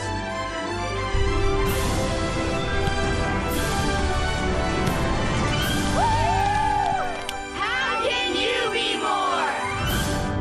We're on the road showing real people the stain-fighting power of OxyClean. Stains on the t-shirt, I see it coming out pretty quickly. The stain is gone. That's a huge difference. You could see how it was really disgusting and how white it is now. Looks like the stain is coming out. The OxyClean started to lift it up. I'm pretty impressed. OxyClean, America's #1 versatile stain remover. Now get the power of OxyClean in a detergent. One cap beats 4 of theirs. OxyClean gets the tough stains out. The new locale at Sundial in St. Petersburg. More than a market. For breakfast, lunch, dinner, eat it here or take it home. Fresh-made sushi, Pan-Asian dishes, mouth-watering burgers, ice-cold beers, specialty drinks, and decadent desserts. Lunch hour or happy hour. Enjoy it here or take it home. More than a market. Come and taste locale at Sundial. Recently, our country has witnessed catastrophic devastation. Hurricanes and flooding have upended lives and livelihoods. Across this great country, Americans have answered the call. That special calling that compels us, when others are down, to step up and do whatever it takes. America's at her best when, against all odds, we come together and lift each other up. Please donate to oneamericaappeal.org. America needs you. Thank you. Thank you. Thank you. Thank you. Thank you. Maybe you can make retirement happen. After all, you made home ownership happen. Homeschooling yourself on loans, beefing up your credit score. So I'm pre-approved. You were like, yes! Sorry. Color coding listings, ticking boxes, and flushing every toilet in a 20-mile radius. Home sweet home. You aced house hunting. Now get the tips you need to get on track at aceyourretirement.org. How can I help my daughter with her reading? Searching for help with Dachshund Reading. Why do you not get me? I do. This is what it feels like for kids with learning and attention issues. Redirecting to understood.org. Join parents and experts at understood.org, a free online resource about learning and attention issues to help your child thrive. The road to the 2017 USL Cup playoffs continues to evolve. In Week 24, Real Monarchs SLC became the first team to clinch a spot in the postseason. But Week 26 saw two more clubs claim their position, with San Antonio FC doing so in midweek and Louisville City FC earning the first Eastern Conference postseason spot over the weekend. Maintaining their position as a top team in the Western Conference, Real Monarchs SLC were able to seal their position in the postseason in Week 24 despite falling to San Antonio FC. The Monarchs still clinched due to a loss by Oklahoma City Energy FC earlier in the night. San Antonio FC punched its ticket to the playoffs last Wednesday night on the road at Orange County SC. Ben Noonan tallied the lone goal of the game, which earned San Antonio FC its first trip to the postseason in club history. A hard-fought draw in front of a home crowd of more than 8,300 fans at Slugger Field put Louisville City FC in a position to clinch a spot in the USL Cup playoffs if other results went their way on the weekend. With Orlando City B falling to St. Louis FC on Saturday night, Lou City was officially in the playoffs for the third season in a row, and the first Eastern Conference side to do so. With plenty of teams still vying for a spot in the postseason, the playoff race continues to be one to watch. For USL Network, I'm Morgan Conklin.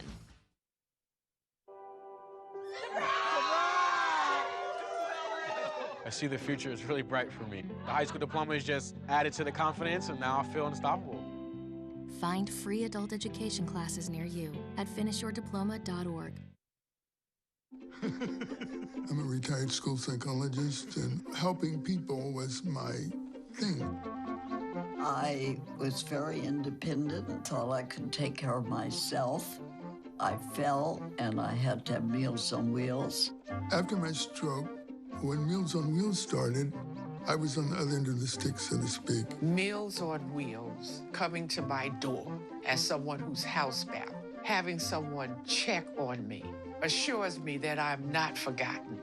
Meals on Wheels has given me a mode of freedom that I wouldn't have otherwise. We're the clients. We are the clients. We are the clients of Meals on Wheels. America, let's do lunch. 1 in 6 seniors faces the threat of hunger, and millions more live in isolation. Drop off a hot meal and say a quick hello. Volunteer by donating your lunch break at americaletsdolunch.org. We got the sun. We got today. We got the sun. Jumping. Got it right through the night. Got it dialed in. It's just you and me in a perfect day. Sundial, the place place to shop and dine in downtown St. Petersburg. The new locale at Sundial in St. Petersburg. More than a market. For breakfast, lunch, dinner, eat it here or take it home. Fresh-made sushi, Pan-Asian dishes, mouth-watering burgers, ice-cold beers, specialty drinks, and decadent desserts. Lunch hour or happy hour. Enjoy it here or take it home. More than a market. Come and taste locale at Sundial in St. Petersburg.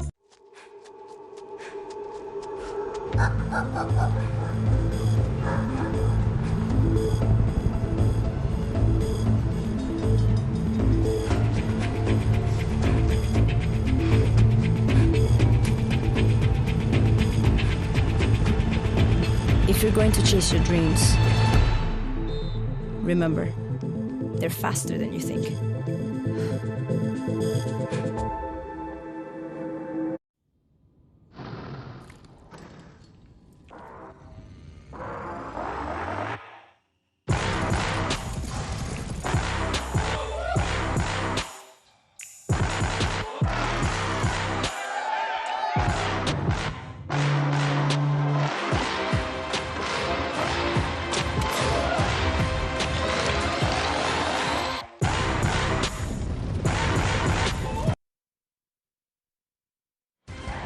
Welcome back to Al Lang Stadium. The Rowdies have a 1-0 lead over the Charlotte Independence after 45 minutes.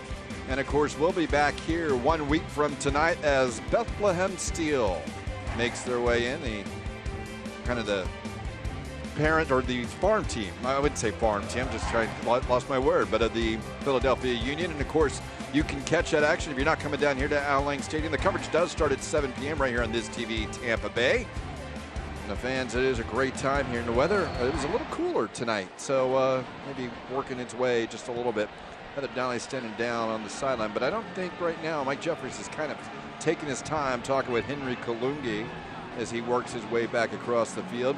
Charlotte looking to make a few changes perhaps, as at least adjustments perhaps, and we'll see. So Lee, Mike, that Bethlehem, because of it being moved, is going to be a very interesting series because it is back-to-back, home and away, and that's where, you know, if anything happens on Wednesday night and it gets the blood boiling a little bit, it's going to make for a great almost return leg for the Rowdies against Bethlehem. Yeah, and Bethlehem will play on Sunday and then again on Wednesday and then against the Rowdies there. And that's a team right now that actually the same amount of games, and they're fighting for their playoff lives as well. So it'll be interesting to see how that plays out. As you pointed out, Wednesday night, and that one has been moved or was moved because of Hurricane Irma on September 9th. The Rowdies could have probably made it back. They didn't want to have to do it, and rightfully so. The league said, hey, you know what, let's worry about its family. Let's take care of this, the community. We don't want anyone down here who needs to be traveling away. So, or at least up there in Philadelphia, you did Rowdies, get your families in order. So that was what was done.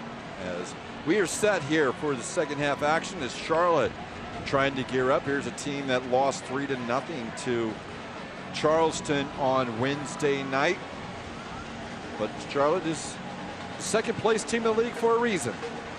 And Mike, in second half, OCB still up 1-0 on the Charleston Battery. And in the 81st minute of play, the Richmond Kickers now lead the Rochester Rhinos by a score of 1-0 in the scoreboard, watching and how the Tampa Bay Rowdies have the opportunity to move up the standings. Yeah, that one could be huge. Richmond or Rochester currently sits 2 points ahead of the Rowdies with the game played more. That'll put them 2 games ahead with 2 points, 2 games more, so the Rowdies could jump ahead. A big game, want to get in that top 4, so you might get a home playoff game. That is what you're looking at. Rowdies obviously with bigger sights.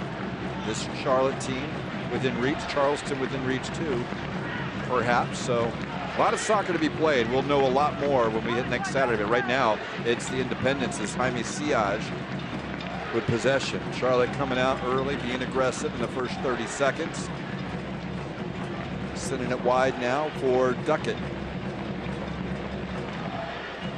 Duckett run into a corner a bit. Up to Estrada. Now back to Duckett again. Martinez. Enzo Martinez. tries to slot it through, and Johnson sent across. That one, Rowdies were looking for an offside flag, but the hesitation right there looked like Johnson may have been even with it, but that was a dangerous ball, and the Rowdies fortunate not to give up an equalizer that first minute. Yeah, it certainly was, as it looked like the Rowdies may have won possession, but they did not, and that was a fantastic ball right across the top of the 6-yard box, just a couple of feet away from members of the Independents coming into the box. Herrera was stretching in there. There's where I thought they were going to get it back. Neil Collins fails to clear. King kept him on. Herrera lunging for it, couldn't get to it.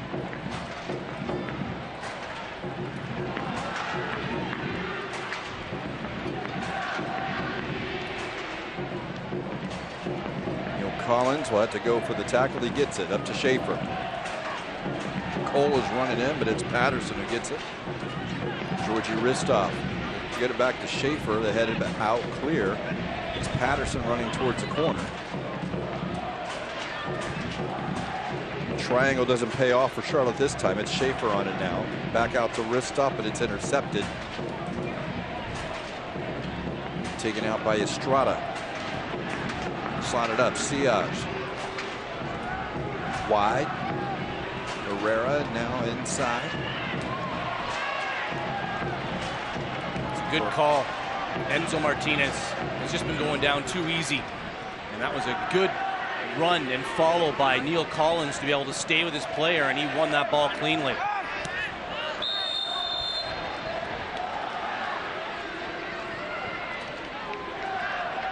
Shirt pull by the Rowdies. Get the graphic description. From Mendoza, Rosendo Mendoza.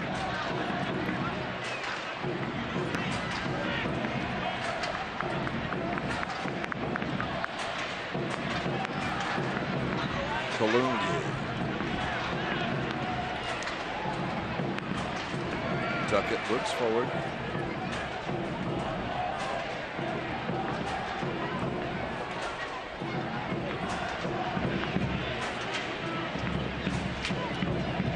Duckett looking for Joel Johnson. Portillo's wins that one. His header over the line. It will be a throw in.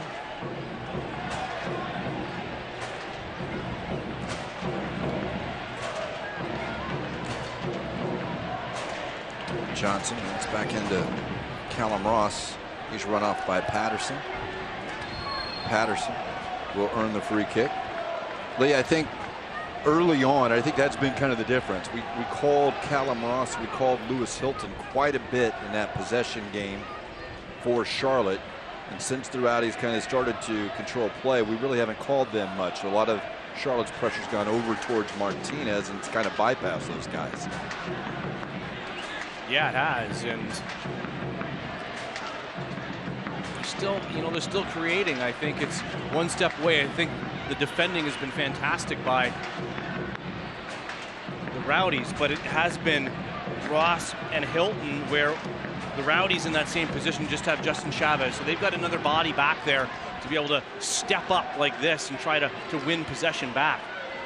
Gorski gets it to Morrell. Back to Gorski. Under pressure, he'll use Matt Pickens. As Pat Pickens sends that up. Rowdies, you can see, have won 6 of the 9 times they're leading at the half at home at Al Lane. A couple of draws in there as well. That one towards the corner just misses Marcel Schaefer, and it goes back towards Cody Mizell. Yeah, there's been a few plays tonight where the Rowdies just have seemed to get those signals crossed. I don't know if that's indicative of not playing in such a long time and just trying to get on the same page. It's different in training scenarios than it is in game scenarios. We all know that. I think that the Rowdies have to keep coming out and working hard. The Charlotte Independence team has got a lot of pace to it. They're still closing down. They're not giving the Rowdies any time. So it has to all be about quick decision makings, not making individual mistakes, and moving the ball forward. And that means that when you're not when you are in possession of the ball, those other parts of the engine have to be moving too. The wings have to be moving forward and giving the offensive-minded midfielders targets to be able to find up the pitch. Charlotte throw, and reminder for those watching on Estrella TV, hello to you out there. Turnover for the Rowdies. Joe Cole tries to go to the back foot. It will be a throw-in for the Rowdies, and the USL is one of the most prominent second division professional leagues in the world, featuring some of the game's top talent and rising stars. Stay up to date with all the latest league news by visiting uslsoccer.com and follow the league on Twitter @USL. I think Alex Morrell follows the league at Twitter @USL. A couple times team of the week. He probably saw his name on there. Foul behind the play. Joe Cole taken down. It'll be a free kick. Yeah, Georgi Ristov's not happy that possession was not played there. He thought he was in a better position with the ball going forward, but the Rowdies will take this. The Battery with the last team to beat the Rowdies back on April 22nd. The only team this year to beat the Rowdies at home is Chavez. That's a bad ball by Justin Chavez. Thought Darnell King was running back in, but it was easy ball for the Independents. Good ball there, one in the air by Neil Collins. This time Morrell. It's going to go to Patterson. Independents will take it away. Darnell King hesitant again there when the Rowdies had the ball. I think he had to come forward. I think that's what Martin Patterson was looking for. Somebody on the outside coming forward, and there was nobody home. And then he just gets sprawled by white jerseys. That one's sent way too far. It'll be a goal kick for the Rowdies.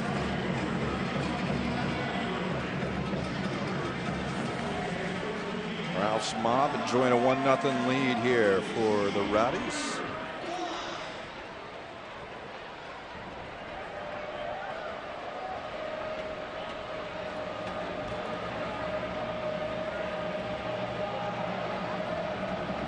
Pickens will send this one up.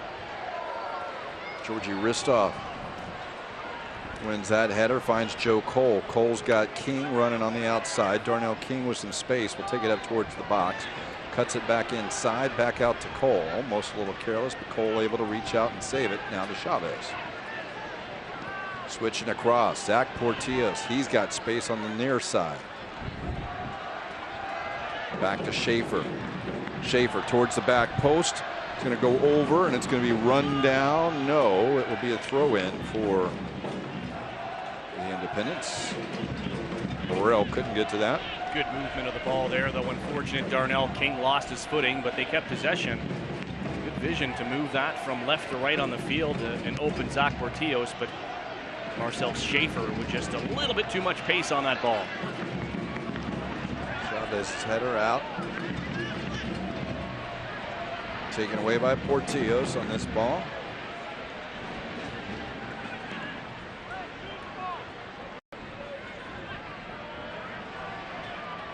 Collins.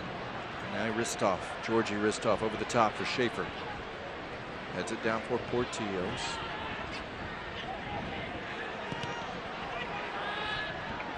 Schaefer's cross block. That ball back in. Portillos driven across. That one's deflected off. It's Joe Cole. And that ball came in. Great ball by Portillos, but the deflection goes out over. It'll be a U.S. Ameribank corner kick for the Rowdies.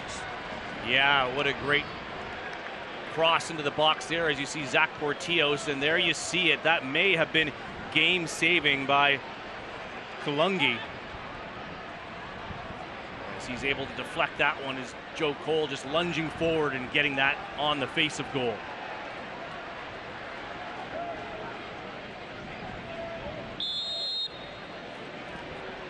Schaefer. Get in swinger. This is where the Rowdies did their damage in the first half in this one. Neil Collins with a defensive clearance about 4 yards away. Unfortunately, he's going on the offensive side. I don't know if you got confused about the half that normally the Rowdies take this time, because it was a good run in, and he had an open header, and he just gets underneath it. It was a great run in, great ball.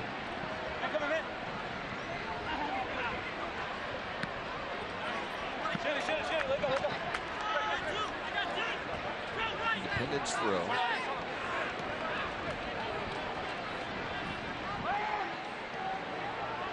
appears that Charlotte's looking to make possibly a couple of changes here. Energize their side, get some new legs, some fresh legs out there as they've been playing plenty over the last week.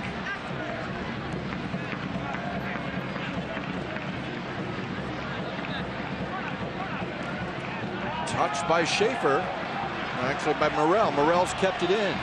On the far side, Alex Morrell, Joe Cole kind of caught up at his feet, but Joe Cole to Patterson, that's deflected. Second ball in, Marcel Schaefer, shot saved by Mizell. And as it rolls out over, it'll be another U.S. Ameribank corner kick. That is a fantastic save. Joe Cole slotting it back. That one is blocked. It drops for Schaefer. He takes a step and he kicks it with his left foot.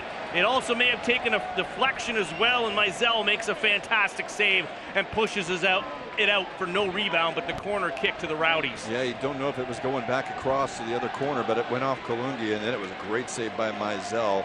Now it's Schaefer who will take this corner kick. Outswinger this time near post. Going to drop down, and it's cleared away. Schaefer able to keep it in. Back from Ristov, Marcel Schaefer. He'll cross it over, and it's going to be on top of the net and be a goal kick. That final score, Lee, big one right there. Richmond knocks off Rochester. So now the Rhinos have played 2 more games than the Rowdies and are 2 points ahead in the standings, but that's not including the one we're playing right now. Schaefer, left foot, that's going to go over off the light pole. And for viewers in Tampa Bay, after all the action on the field, check out the best in movie action, drama, and romance right here on Tampa Bay's first broadcast movie channel, This TV Tampa Bay. Of course, that's digital 32.2, Spectrum 630, Frontier Files 463, and Comcast 229. Now that was a big effort from Marcel Schaefer, but he's hit them from that distance before. I don't mind him taking that. Things seem to be opening up a little bit more for the Tampa Bay Rowdies right now. He's got to make sure they take care of business defensively. Charlotte going with a little more urgency. Yeah, they are. And as things open up, the Rowdies, they could just nick that second goal. That would mean so much at this point of this match. Well, the Patterson was offside, so we'll see our substitution here for the Independents. Coming off as Callum Ross. Making his way on will be Jan Ekra.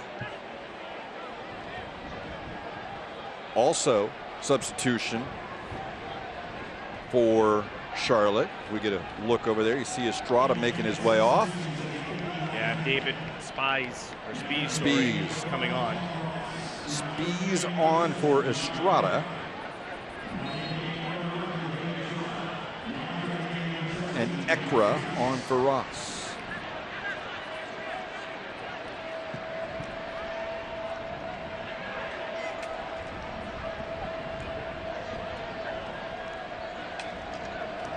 Ball played up over the top. That's going to be too far, and Pickens will chest it down.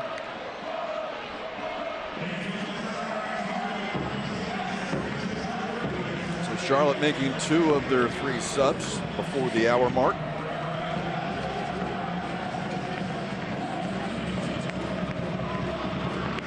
Drop down for Marcel Schaefer. Schaefer from about 40 out looks for Georgie Ristov. Ristov's got Portillo's running outside him. He'll cut inside. He'll try to chip it in. It's headed away by Duckett. Kept in on the far side. King first one there. Patterson. Cole is offside. So the Independents play it quickly.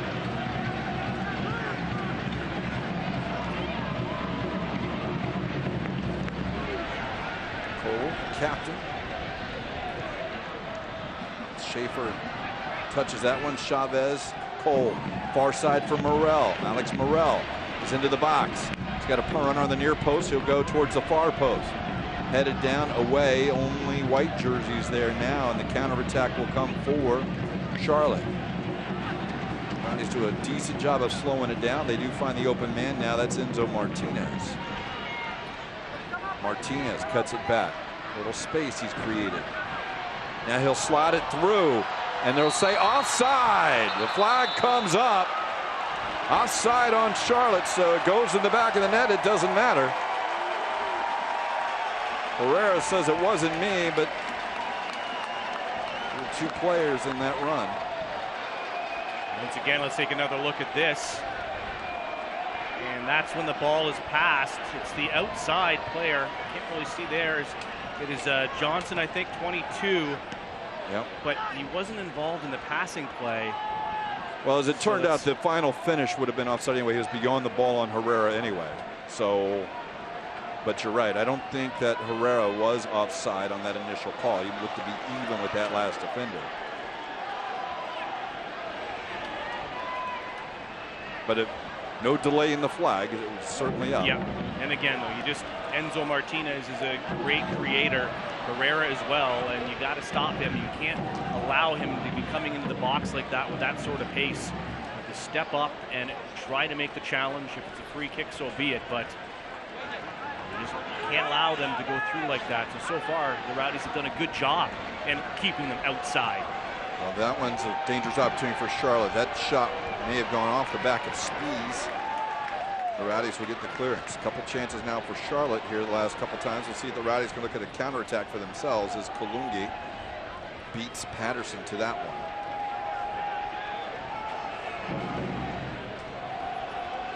Towards the corner, the overlapping run. That is Smith. Donnie Smith can't get to it though, and it will be a throw-in for the Rowdies.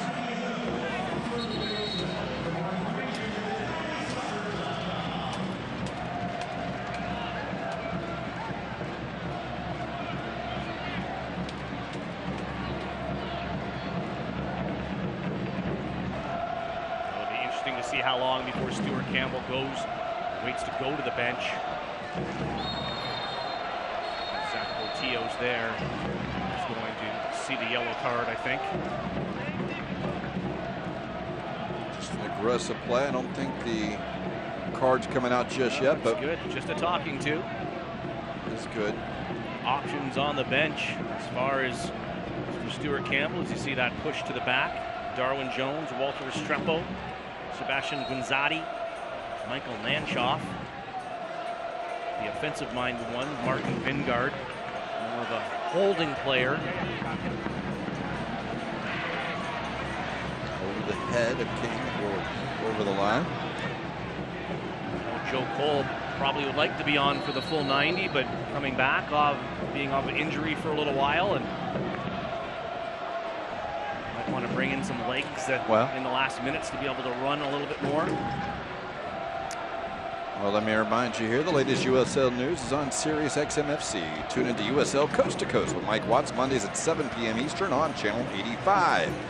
Sirius XMFC also airs the USL Game of the Week. Check USLsoccer.com for dates and times. What's sent long, headed out. King on it. King looking to send it wide for Morrell. Back to Darnell King. Handball, so it will be a free kick for the Rowdies. Hunter Gorski will come up to take it. Rosendo Mendoza giving a little warning on the Rowdies, saying it's a little bit too long between plays. And at 65 minutes, I don't think the final of this one's going to be 1-0. Could be wrong, but I think we're seeing a little bit too much offense for both teams, and particularly counter opportunities that we need. Should be a goal kick for the Rowdies, and it is.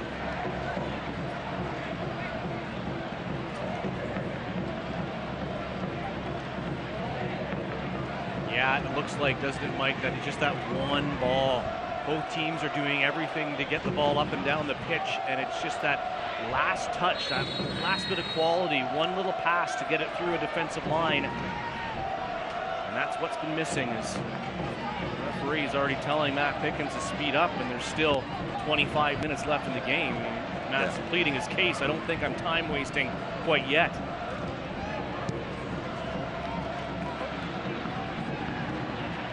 Georgi Ristov challenges for that one.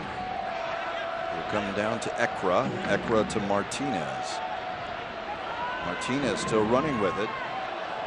That's good by Zach Portillo to step up there and just stop that run altogether. That's how you do that, and that's what needs to be done against this Charlotte team. They are going to run at you. You cannot continually just try to draw back and sit back and run back with them. Time Martinez did have someone in front of him, but it was Portillo's that thwarted that one.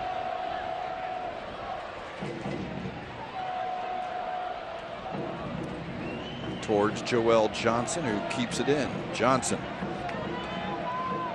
sends it across, top of the box. Shot, good recovery by Morel, and Chavez will clear it out. But you don't like to give that kind of space at 18. Don't think there's too far ahead for Schaefer. The Rowdies can't go into a defensive shell yet, not at this point in the game, Mike, and I certainly hope that's not what it appears to be. I agree. Here's Patterson.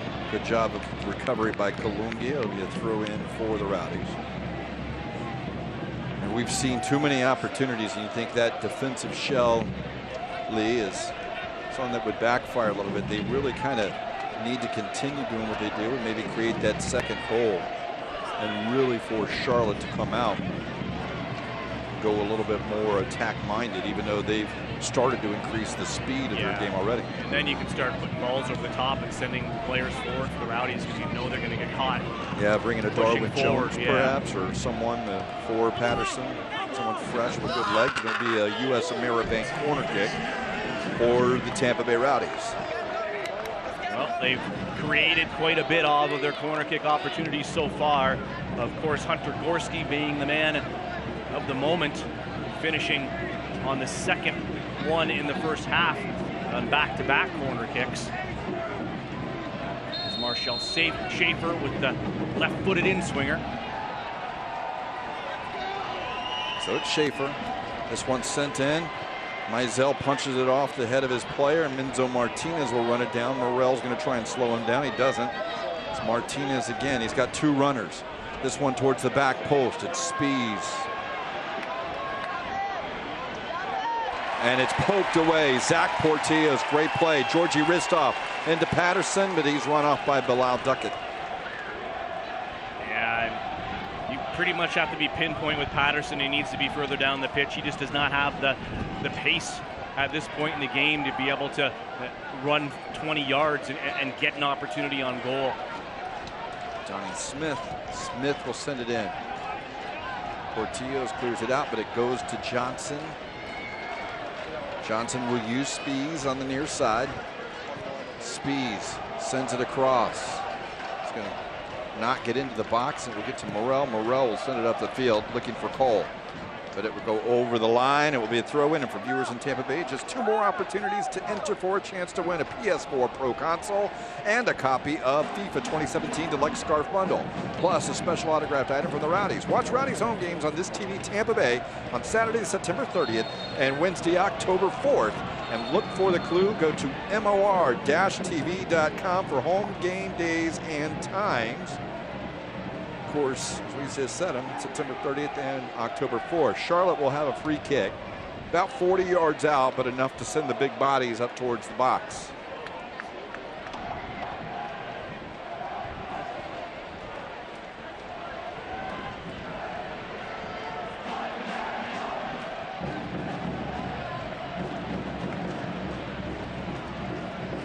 Free kick will be taken by Charlotte, sent in. It's headed away by Darnell King as that ball sent in by Lewis Hilton couldn't clear the front man.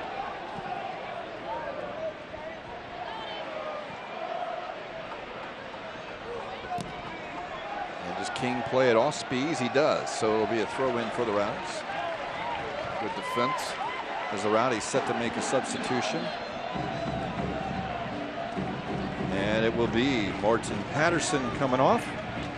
And coming on will be Sebastian Guinzati. So Guinzati on for Patterson. So Mike, it'll just be interesting to see what position Guinzati takes up. If he stays on a left-hand side and that pushes Georgie Ristov more into the middle, if it's just a straight swap out for Patterson and Guinzotti. Either way, get some fresh legs out for the Tampa Bay Rowdies. At least from the early going, it looks like that straight swap out as it's Guinzotti looking to be the target up top. And I think that might even be a little bit of pride. I mean, all year, every time we've seen the sub, we've seen Ristov go up top. But those fresh legs might be what Stuart Campbell's counting on. Slotted balls, and it's a tough one. It's deflected. And as that flag comes up, we have an offside on the call. It may have gone off the Charlotte player and the shot, and that's why they were in that offside position, because the ball never really got through to clear. Matt Pickens right now telling a story saying, look, the ball boys aren't getting the ball quickly to me. I don't want a card. He's at least giving him the heads up from this point. You saw him pleading his case there to the official. Yeah, he had his moment. He doesn't forget things. That was quite a few minutes ago, but Matt Pickens get the referee close enough to have a conversation with him. Yeah, don't throw me that yellow card right now, because I'm doing everything I can. Right now, it's the Independents. Herrera going back towards his own net. Hilton will have to play it out wide, and now it's going to be out wide to Joel Johnson. Schaefer slows him down. Sent back across. Ekra. Siage back to Ekra. Jan Ekra. Jan Ekra shot at the post. Rebound. He's offside. Enzo Martinez was behind the defender as that shot came off the post, and the Rowdies are hanging on barely. They are, Mike. They're coming in waves now, and they are just allowing the white jerseys just to go tic-tac-toe around them. And they are so lucky right now that that goes off the post. And you see 3 in white offside, and Rowdies standing still. They have to move more of the ball and close down these players, get up higher, and don't allow them to come into the zone like they are. They have all the time and space in the world here right now. And again, they're coming at the Rowdies. This one tried to go in. It's blocked by Gorski and sent up. And you saw the replay of that. What great camera work we've got by everyone around here at Allang Stadium, Lee. But they showed the second that shot went off the foot, Enzo Martinez about 1 yard off. There was a couple other players that were further, but it was Martinez that was the finisher, and he was offside as the Rowdies will substitute Alex Morel. Morel will come off, and coming on will be Walter Restrepo.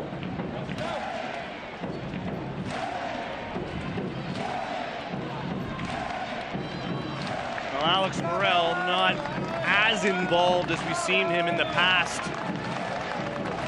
In this game, he did create the opportunity of the indirect free kick in the box in the first half, but didn't see much of the ball in the second half. And Walter Restrepo comes on. Another veteran presence here for the Tampa Bay Rowdies, and some fresh legs to close this off as Rowdies need to have a few more players back now and just have one moving forward just to stop the attack here of the Charlotte Independents, and try to hold on to possession as well. Restrepo will lose it there. And he'll hook down Martinez. Right, so Walter Restrepo gets 30 seconds on, and he's got a yellow card as he pulls down Enzo Martinez.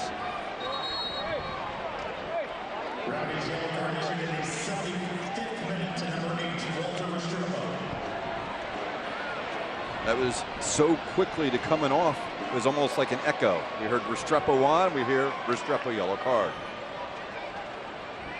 And that's just, he almost had to do it there with the pace of the Independents getting caught once again. So Rowdies on the field with yellow cards, Chavez and Restrepo. We'll have to keep our eyes on that.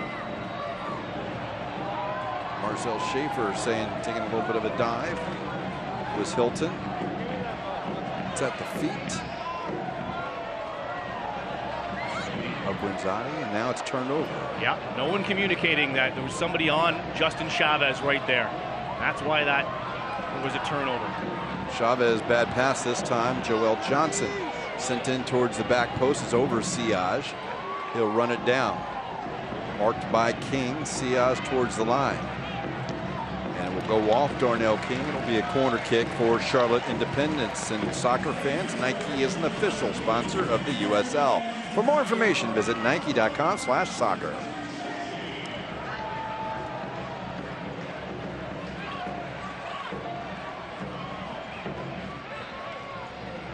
So the in-swinging corner kick. It's Lewis Hilton.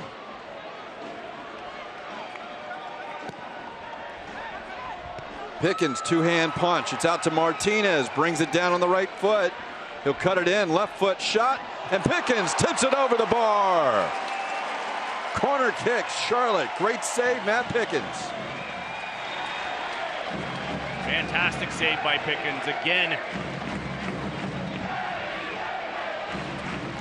See him getting up and diving up and out, not allowing a rebound. That one. Now it's Yekra and a bicycle kick. Clearance by Chavez. Actually by Darnell King, who came down on his head. Darnell King had to get it as Ekra had it on the back post. We see the replay here. Hilton, the touch, and there's Ekra and Darnell King, and he comes down on his head. Yeah, it was the back and then the snap of the neck and the head. But once again, a very close call for the Rowdies. It was a poor touch, or that should have just been a tap in at the back post for the Charlotte Independents to equalize on this. But again, the heroics of Matt Pickens, and this has been so close. He's there the whole time. He's hit that with his left hand coming across the face of the goal and just directing that out. As King gets the thumbs up. Very cautious crowd here at Al Lang Stadium right now. That's so lucky that that just doesn't fall a different way for Spies, or he just directs that into the goal and we have a tie game and it changes everything. Saw Spies standing there. Quick thinking by Darnell King as Charlotte makes their final sub. Coming off will be Henry Kalungi. Austin Yearwood will come on. See, as Yearwood will probably play out left, and they'll move Donnie Smith, my guess, a little bit higher up front. Go with a little more of attacking formation. Well, they're attacking quite a bit as it is already, Mike. And now they're going to risk it a little more as they see that they had the Rowdies a bit on the back foot here.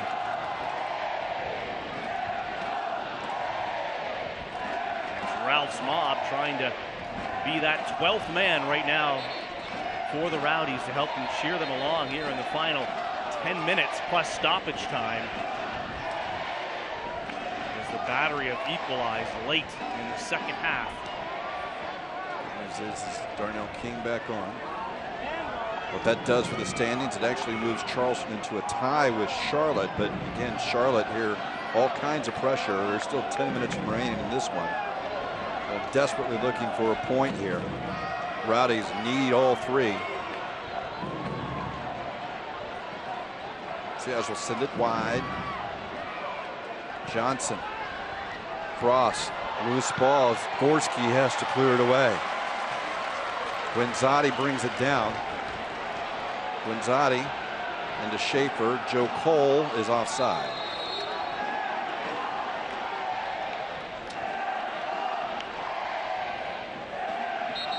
It's like Joe Cole might be this final substitution right now.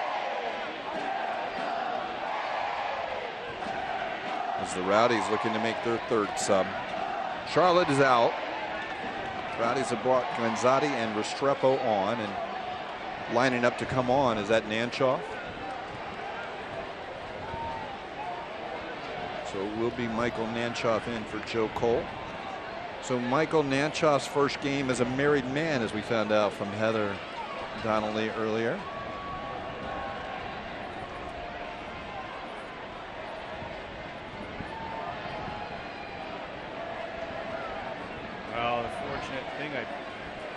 here, it looks like it could just be cramping, and that's what most Rowdies fans will hope that it just is for Joe Cole late in this game and putting in a full 80 minutes here tonight.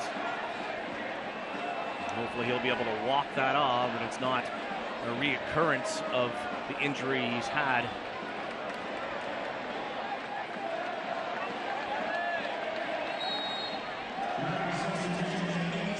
So Charlotte with the free kick. They're attacking now into the. And Zekra out wide. Stripped of the ball. Actually, that's Yearwood. Now sent up.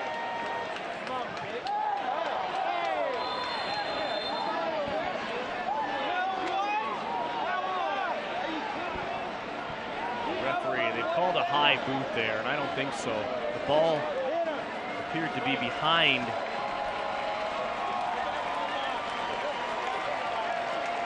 Sebastian Guinzotti. I think he may have been the one trying to put this one forward. And Smith was already pretty low coming into this, so they're trying to figure out who it was. You can see the conversation. I'm not sure if we have an opportunity to see that play transpire, but the referees are trying to decide what to do here. Consultation, trying to figure out who it was.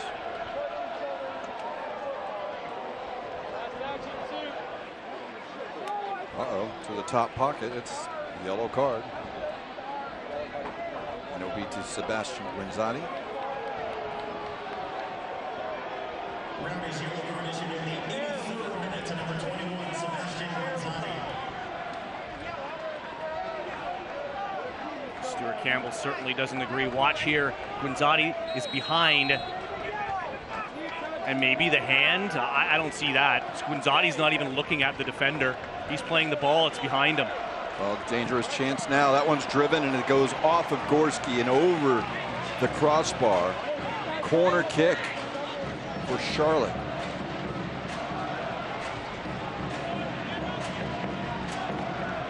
It's chance after chance right now as the Independents really putting pressure on the Rowdies. It'll be Hilton. Strong header by Gorski. Get that one out. Throw in.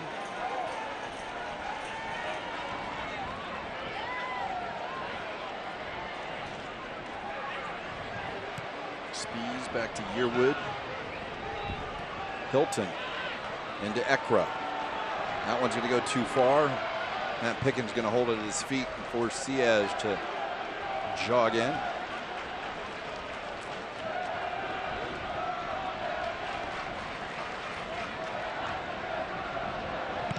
Pickens plunks it up.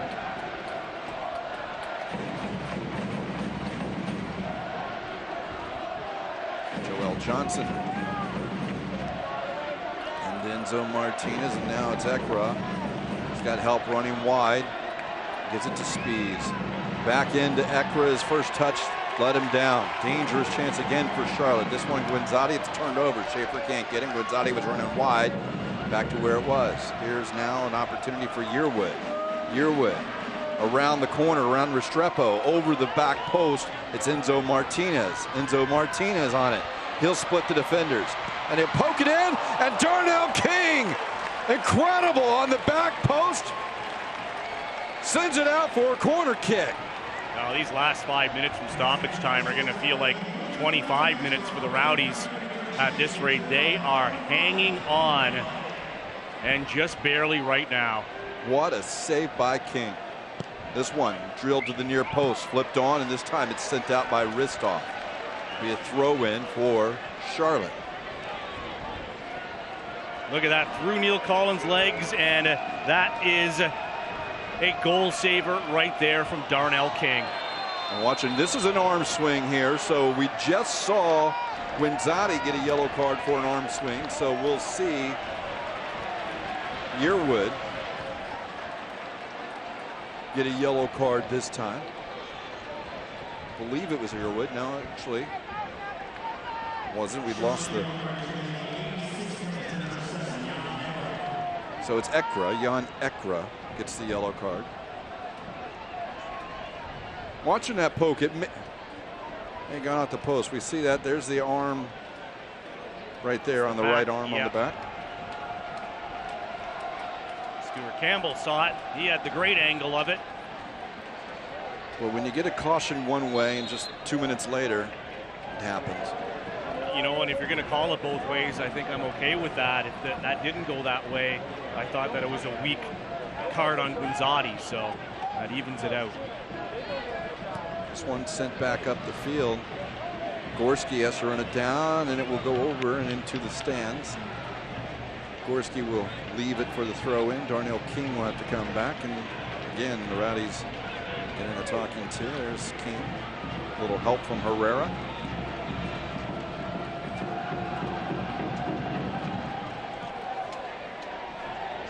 The Rowdies will get another throw as we hit 87 minutes on the clock here at Al Lang Stadium. Rowdies clinging to a 1-0 lead. That's better from Darnell King stepping up. Don't allow those passes to get through, and now we see that it should open up.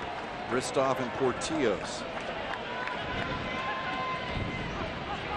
Back to Georgie Ristov.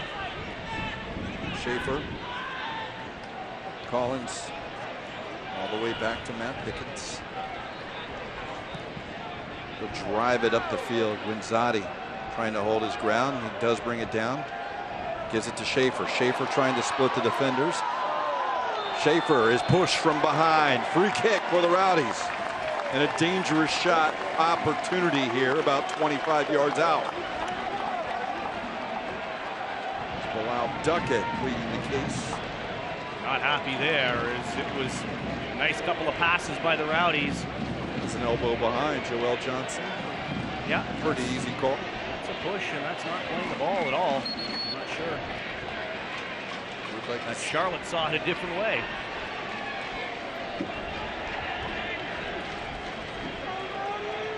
We'll probably see Marcel Schaefer get something here. The 10 yards will be marked off. I think it's valuable time disappearing here as Charlotte should get their wall back. They are 1 yard inside the 18, so 27 yards out from Marcel Schaefer or Michael Nanchoff. Those are the two Rowdies players on the ball. As this one winds down, Orlando in stoppage time have taken a 2-1 lead over the Battery. Already good results with Richmond knocking off Rochester. Schaefer would love to ice it here.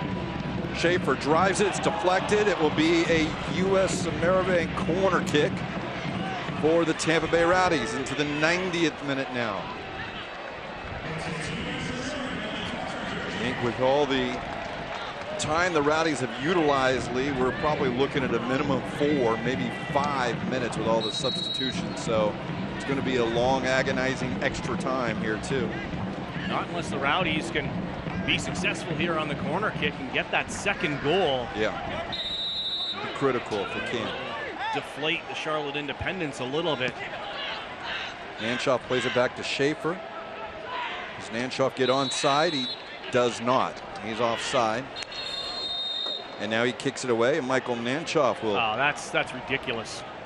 That time, that's just a little flick, and that's not a waste of time, and that's just a poor call by the official there to give a yellow card to Michael Nanchoff for that little flick.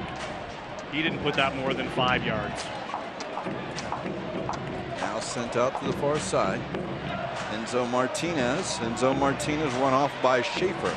Georgie Ristov just plays it into space, knowing he had closing down behind him. Rowdies are going to have to mark up a little better than they are. Ekra has it towards Johnson, and well read by Georgie Ristov. Georgie Ristov running down, but Ekra able to do it. Nice turn by Jan Ekra. He's able to keep possession. Here's Hilton. Lewis Hilton. Someone's got to close him down. Chance now on the far side. Earwood taken down by Restrepo.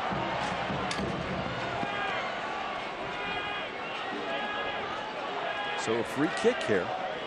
6 extra minutes, no less, Lee. So as we speculated, Joe Cole injury, the 6 substitutions, the numerous, shall we just say, encouragements by the referee for the Rowdies to play quicker. Lewis Hilton is on this. I think right now he's looking at the card. They saw the fouls on Restrepo. Will this be a second yellow on Walter Restrepo? I don't think he's going to give a card on that play. Well, he's looking at the book. Yeah. I'm not sure why you look at the book if you're not considering it.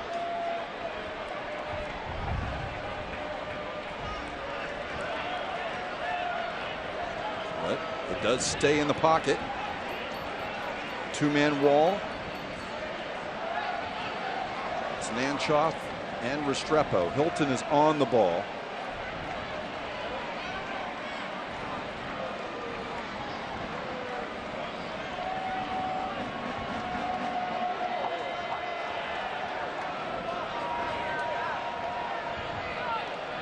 It's consultation now here, Lee. So this could be interesting. What are we looking at here?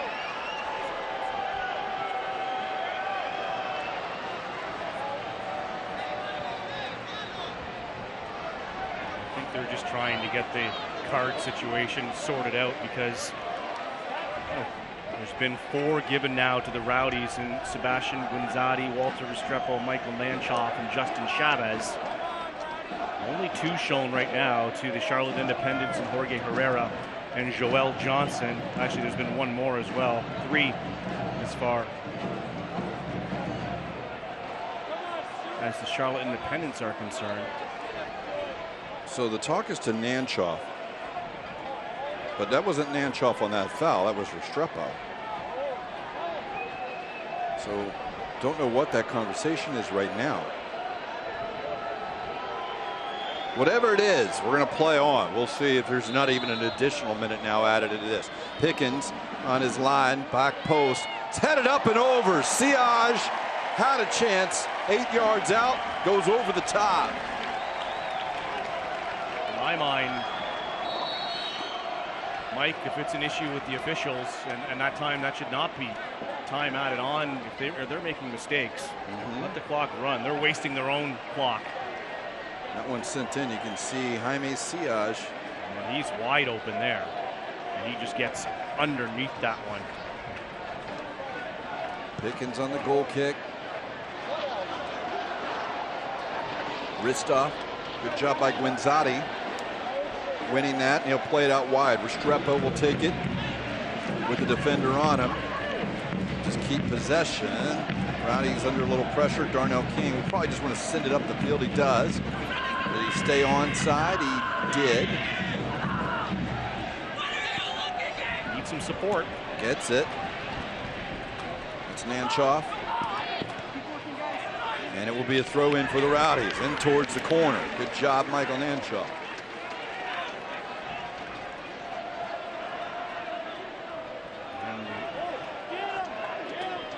Orlando City B has officially knocked off the Charleston Battery with a 2-1 win in Orlando. All eyes on this one then.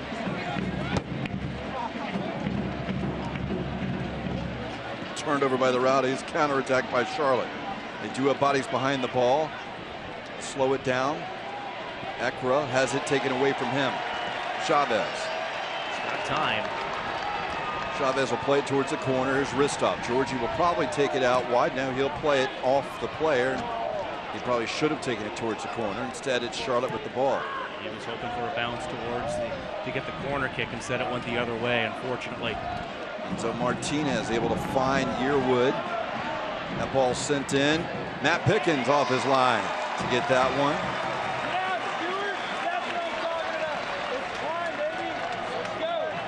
See Herrera circling back behind him. Pickens punts it out.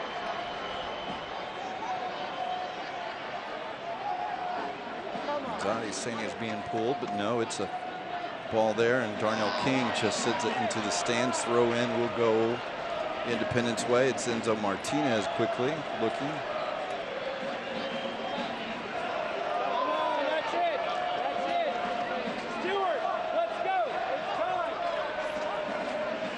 Yearwood. Out to Duckett. Here's Enzo Martinez. That one driven in, over, and Pickens will let it go over the line for a goal kick. Well, we've hit the 6-minute mark. We'll see on that time how much more, and again, how much that minute that the referees had consultation. And the Rowdies, in their 9 home wins, Lee, have all shutouts. Could it be 10? Matt Pickens has 7 of those already, and like I said, looking for his 8th. That one just sent up towards a corner smartly by Georgi Hristov. As Hristov sends it up, it'll be a throw in. And of course, this is the first of 6 games in 20 days. We'll be back here 1 week from tonight, and then again the following Wednesday. But right now, Herrera almost gets it. Collins just sends it up the field. Right now, offside is Guinzotti, but it's Georgi Hristov that comes down with it. The header, and that is the whistle. And the Rowdies hang on and get a crucial win. Boy, our postgame is going to tell you about all kind of playoff scenarios and how that situation has changed. But the Rowdies, much needed, get a big victory as Bill Edwards shakes Stuart Campbell's hand. And the Rowdies are quite exhilarated. And right now, Heather Donnelly is with the head coach, Stuart Campbell. Thank you, Mike. Coach, this week heading into this game, you said with the hurricane and all the stress of the past couple of weeks, you really wanted to give the people of Tampa Bay something to cheer about. You definitely did that tonight. What's the significance of this win? Yeah, I think we did. I thought we were great tonight. Obviously, we dug in. We hadn't played for a couple of weeks, but we showed tremendous resilience and we showed real quality at times on the ball. And when we were under a bit of pressure towards the end, it seemed like an eternity for stoppage time to finish. The fans were brilliant. They dragged us over the line. So it's a great night for everybody connected with Tampa Bay Rowdies. Thanks, Coach. Guys. Yeah, it's pretty simple, Lee. It's a good night. Yeah, resilience is the right word, because we thought the same thing in the booth of how long those last few minutes in stoppage went. But they pulled it out, they fought for it, and they deserved it. No way I thought this thing would finish 1-0, but it did. And great save by Matt Pickens. Great effort by Darnell King. Don't know if it was quite on target, but fantastic on the back post. He's able to keep it. Right now, Mike Jeffries is with Heather Donnelly. Thank you, Mike. Coach, tough one here on the road for you guys. You don't get the result you needed to clinch that spot in the playoffs. What went wrong here in St. Pete tonight? Well, we put 2 in the back of the net that were called off for offside. It'll be quite interesting to see. I would guarantee the first one wasn't, but it'll be interesting to see. I actually thought we played a really good game in terms of moving the ball and creating chances. I thought we pushed the game really well the second half, but unfortunately weren't able to get the goal. The first half, I actually felt the first 30 minutes we were pretty sharp, pretty good, and the game turned on the set piece. They got a goal off of a set piece, and that turned the game. And then for the next 15 minutes or so, I thought the first half we held on a little bit. So, but giving up the goal off a set piece in the first half is a killer, and that obviously ends up being the determining factor in the game. All right, thanks for your time, Coach. Guys. All right, we do have the post game coming up, all before the Shaggy concert here at Al Lang Stadium. We'll be back. Rowdies get a big 1-0 victory against the Charlotte Independents. This copyrighted telecast of the United Soccer League may not be retransmitted, rebroadcast, or reproduced without the express written consent from the United Soccer League. Can you feel it? That vibe. It's here on America's best beaches. Feel it in unique mashups of amazing, crazy, and wow. So within every moment, you live amplified. St. Pete Clearwater, solar powered and radiating 1,000,000 megawatts of possibility. Dive in deeper at liveamplified.com.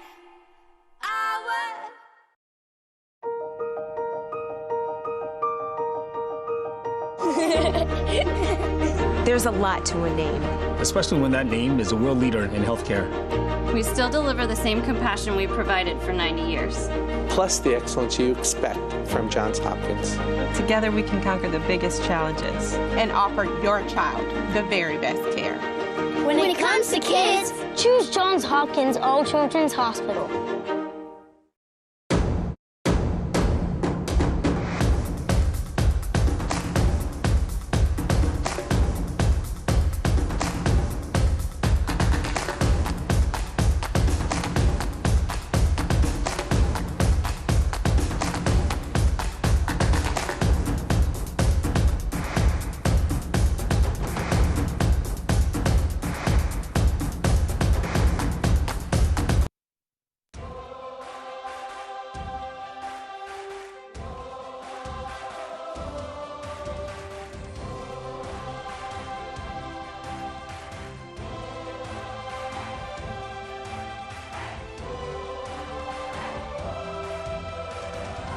Well, it's the post-game show on This TV Tampa Bay, and the Tampa Bay Rowdies have given the fans an exhilarating game tonight with the victory 1-0 against the Charlotte Independents. Mike Pepper and Lee Godfrey and Lee. We talked about it there. The Rowdies got that big first half goal. First part of the second half, they really looked like a better team, but they hung on for dear life against Charlotte tonight. Yeah, they did. You heard Stuart Campbell talk about how long it felt, and it really did appear that Charlotte was going to get that equalizer, but they held them off, and it was a back-and-forth game for sure. As we take a look at the highlights of this one through the full 90 minutes, Matt Pickens, really, I think, probably the man of the match on a couple of occasions. Confident and really communicating well. Here is Alex Morel getting through, and we thought this might have been a penalty kick at first, but it's called a back pass. But you see it last one off Alex Morel into the keeper, and it's just too close here to be able to, I think, try to get it through all those bodies. So the Charlotte Independents clear that one away as we take a look from behind there how that one was cleared out, and then Darnell King puts it over. Here's the goal. Hunter Gorski, what a play. Watch him get his right foot, actually it was his left foot, around the body and be able to get something on it. And that does go over the line. It's 1-0. Joe Cole sets this one up as it's put across and for Marcel Schaefer. And he has a heck of a strike with the left foot. And that's a fantastic save there to deny the Rowdies to go up by 2 goals. They needed that second goal so bad tonight to relieve some of the pressure as we watch some of these opportunities as Matt Pickens getting bodied down there. And here was a great save by Matt Pickens, as we don't see the controversial calls of the night, Mike, which I think really played into this game. At least it did for the Charlotte Independents. Total stats there pretty even, actually. I mean, Charlotte controlled the thing, but it was the last 20-25 minutes that the Rowdies really had to, some fortune went their way, and some great plays did too. And scores going the way around the league too. So overall, this is a great 3 points at home, especially when you consider what happened with the Charleston Battery and the Rochester Rhinos as well. It was a fantastic night. We'll get you caught up on everything else that happened around the league, as well as what happened here. The Rowdies 1-0 victory against Charlotte. You're watching Tampa Bay Rowdies soccer on This TV Tampa Bay.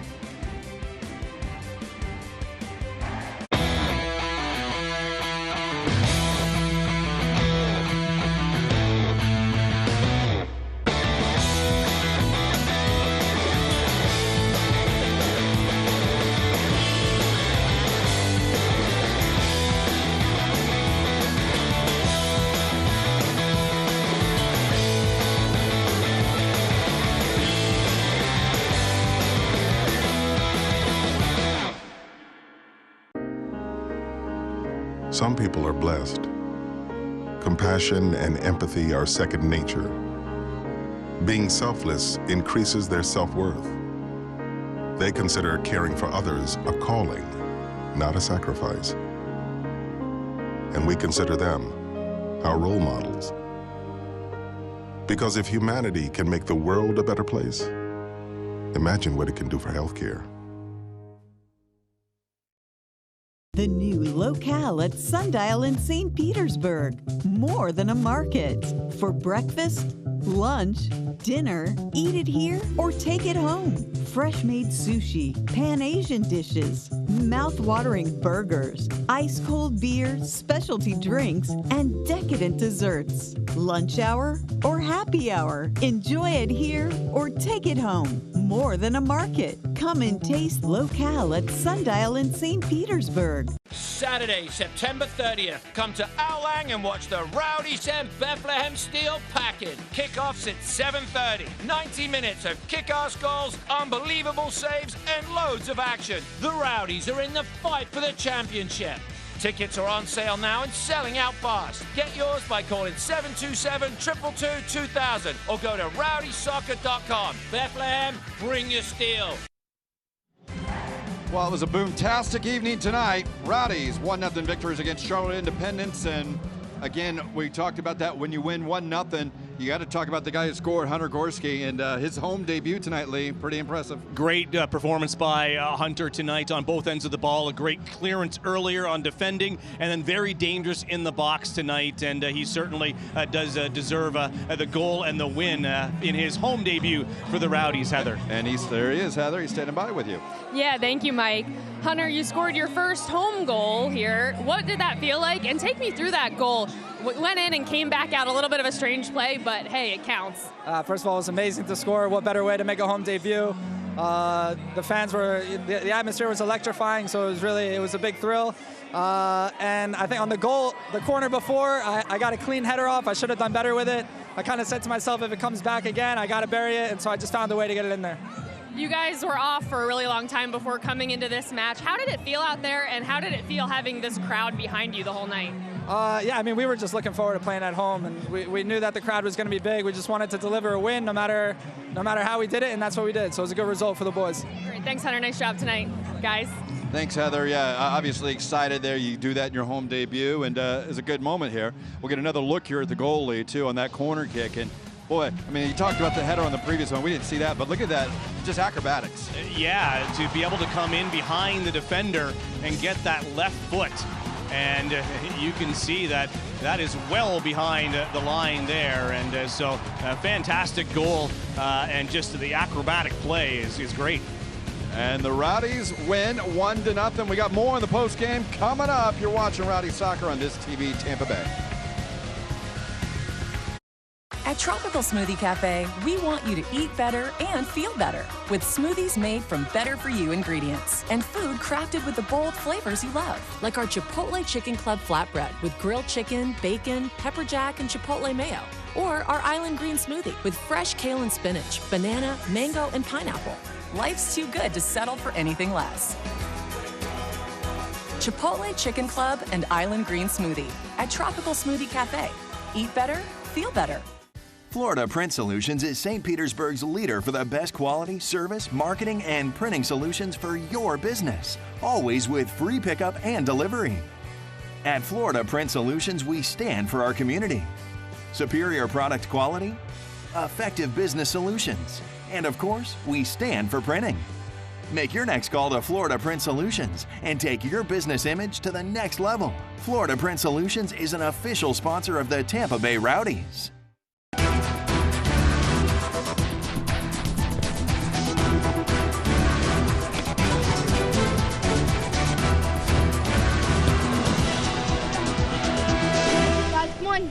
Team, let's go, let's go. Come on. Short pass on 3. 1, 2, 3, short pass!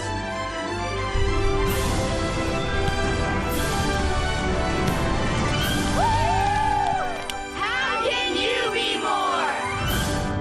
We're on the road showing real people the stain-fighting power of OxyClean. Stains on t-shirt, I see it coming out pretty quickly. The stain is gone. That's a huge difference. You could see how it was really disgusting and how white it is now. Looks like the stain is coming out. The OxyClean started to lift it up. I'm pretty impressed. OxyClean, America's #1 versatile stain remover. Now get the power of OxyClean in a detergent. One cap beats 4 of Welcome back to Rowdy Soccer here on This TV Tampa Bay. I'm Heather Donnelly, joined by Darnell King, the birthday boy. Happy birthday.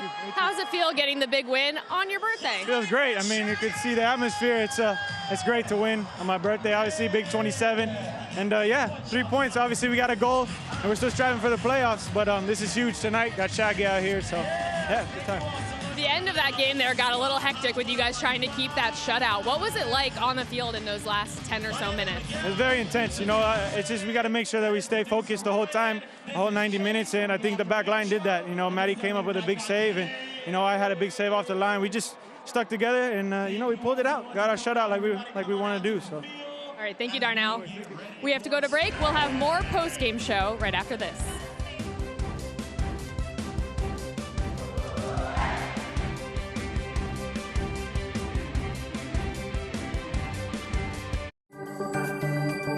Got the sun,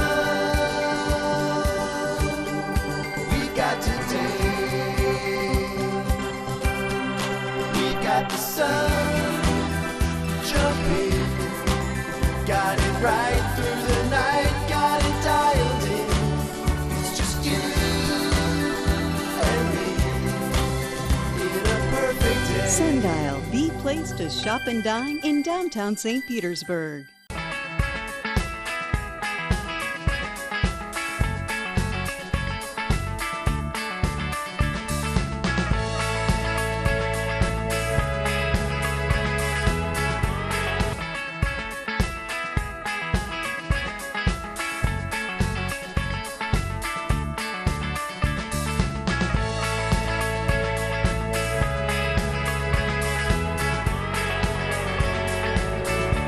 The new locale at Sundial in St. Petersburg. More than a market. For breakfast, lunch, dinner, eat it here or take it home. Fresh-made sushi, Pan-Asian dishes, mouth-watering burgers, ice-cold beer, specialty drinks, and decadent desserts. Lunch hour or happy hour. Enjoy it here or take it home. More than a market. Come and taste locale at Sundial in St. Petersburg. Saturday, September 30th. Come to Alang and watch the Rowdies and Bethlehem Steel Packet. Kickoffs at 7:30. 90 minutes of kick-ass goals, unbelievable saves, and loads of action. The Rowdies are in the fight for the championship. Tickets are on sale now and selling out fast. Get yours by calling 727-222-2000 or go to rowdysoccer.com. Bethlehem, bring your steel, because there's only one. Well, fans flooding the field. It was a big win, but that's not why they're flooding. It's Shaggy's in concert. Not with Scooby, but it is certainly Shaggy. Mike Pepper, Lee Godfrey wrapping this one up. 1-0 victory tonight, Lee. It was big, and it really affected the standings, too, when we look at it, because you took care of a team in Charlotte. Charleston loses, Rochester loses. Let's get a good look at those. Yeah, so you jump up to fourth place, and there you see with 2 games in hand on the Battery and the Independents. They played the same amount of games as Louisville at 54, so Louisville has a good chance of clinching the first spot, but certainly the Rowdies, there's no reason why they can't get up to that number 2 spot. So a lot went their way tonight as far as that playoff position and hosting at least one home game. And will be big night here because the Bethlehem still, you see them in 9th, and that's the Rowdies facing them not just Saturday, but they go to Bethlehem on Wednesday night. But that's a big one here. Al Lang Stadium 1 week from tonight. Our coverage begins at 7 p.m. on This TV Tampa Bay. Our thanks to Heather Donnelly, who's working hard down the field. She's getting ready for Shaggy. Mike Pepper, Lee Godfrey. We might go too. Enjoy the match in 5.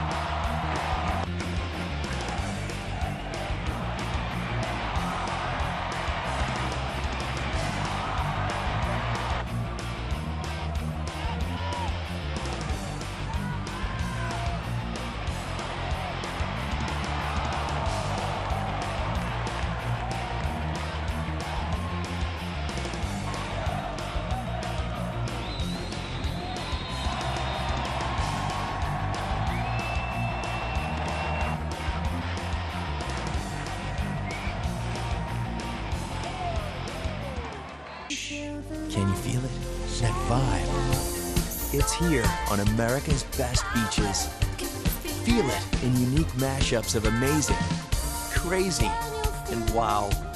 So within every moment, you live amplified. St. Pete Clearwater, solar powered and radiating 1,000,000 megawatts of possibility. Dive in deeper at liveamplified.com. Some people are blessed. Compassion and empathy are second nature. Being selfless increases their self-worth. They consider caring for others a calling, not a sacrifice. And we consider them our role models. Because if humanity can make the world a better place, imagine what it can do for healthcare.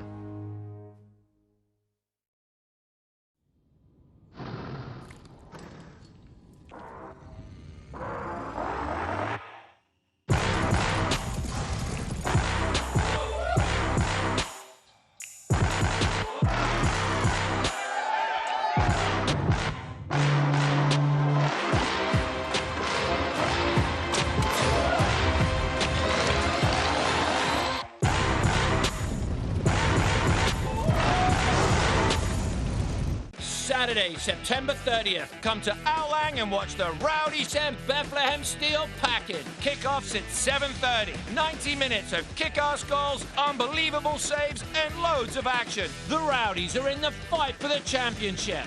Tickets are on sale now and selling out fast. Get yours by calling 727-222-2000 or go to rowdysoccer.com. Bethlehem, bring your steel, because there's only one thing stronger than steel, and that's the Rowdies.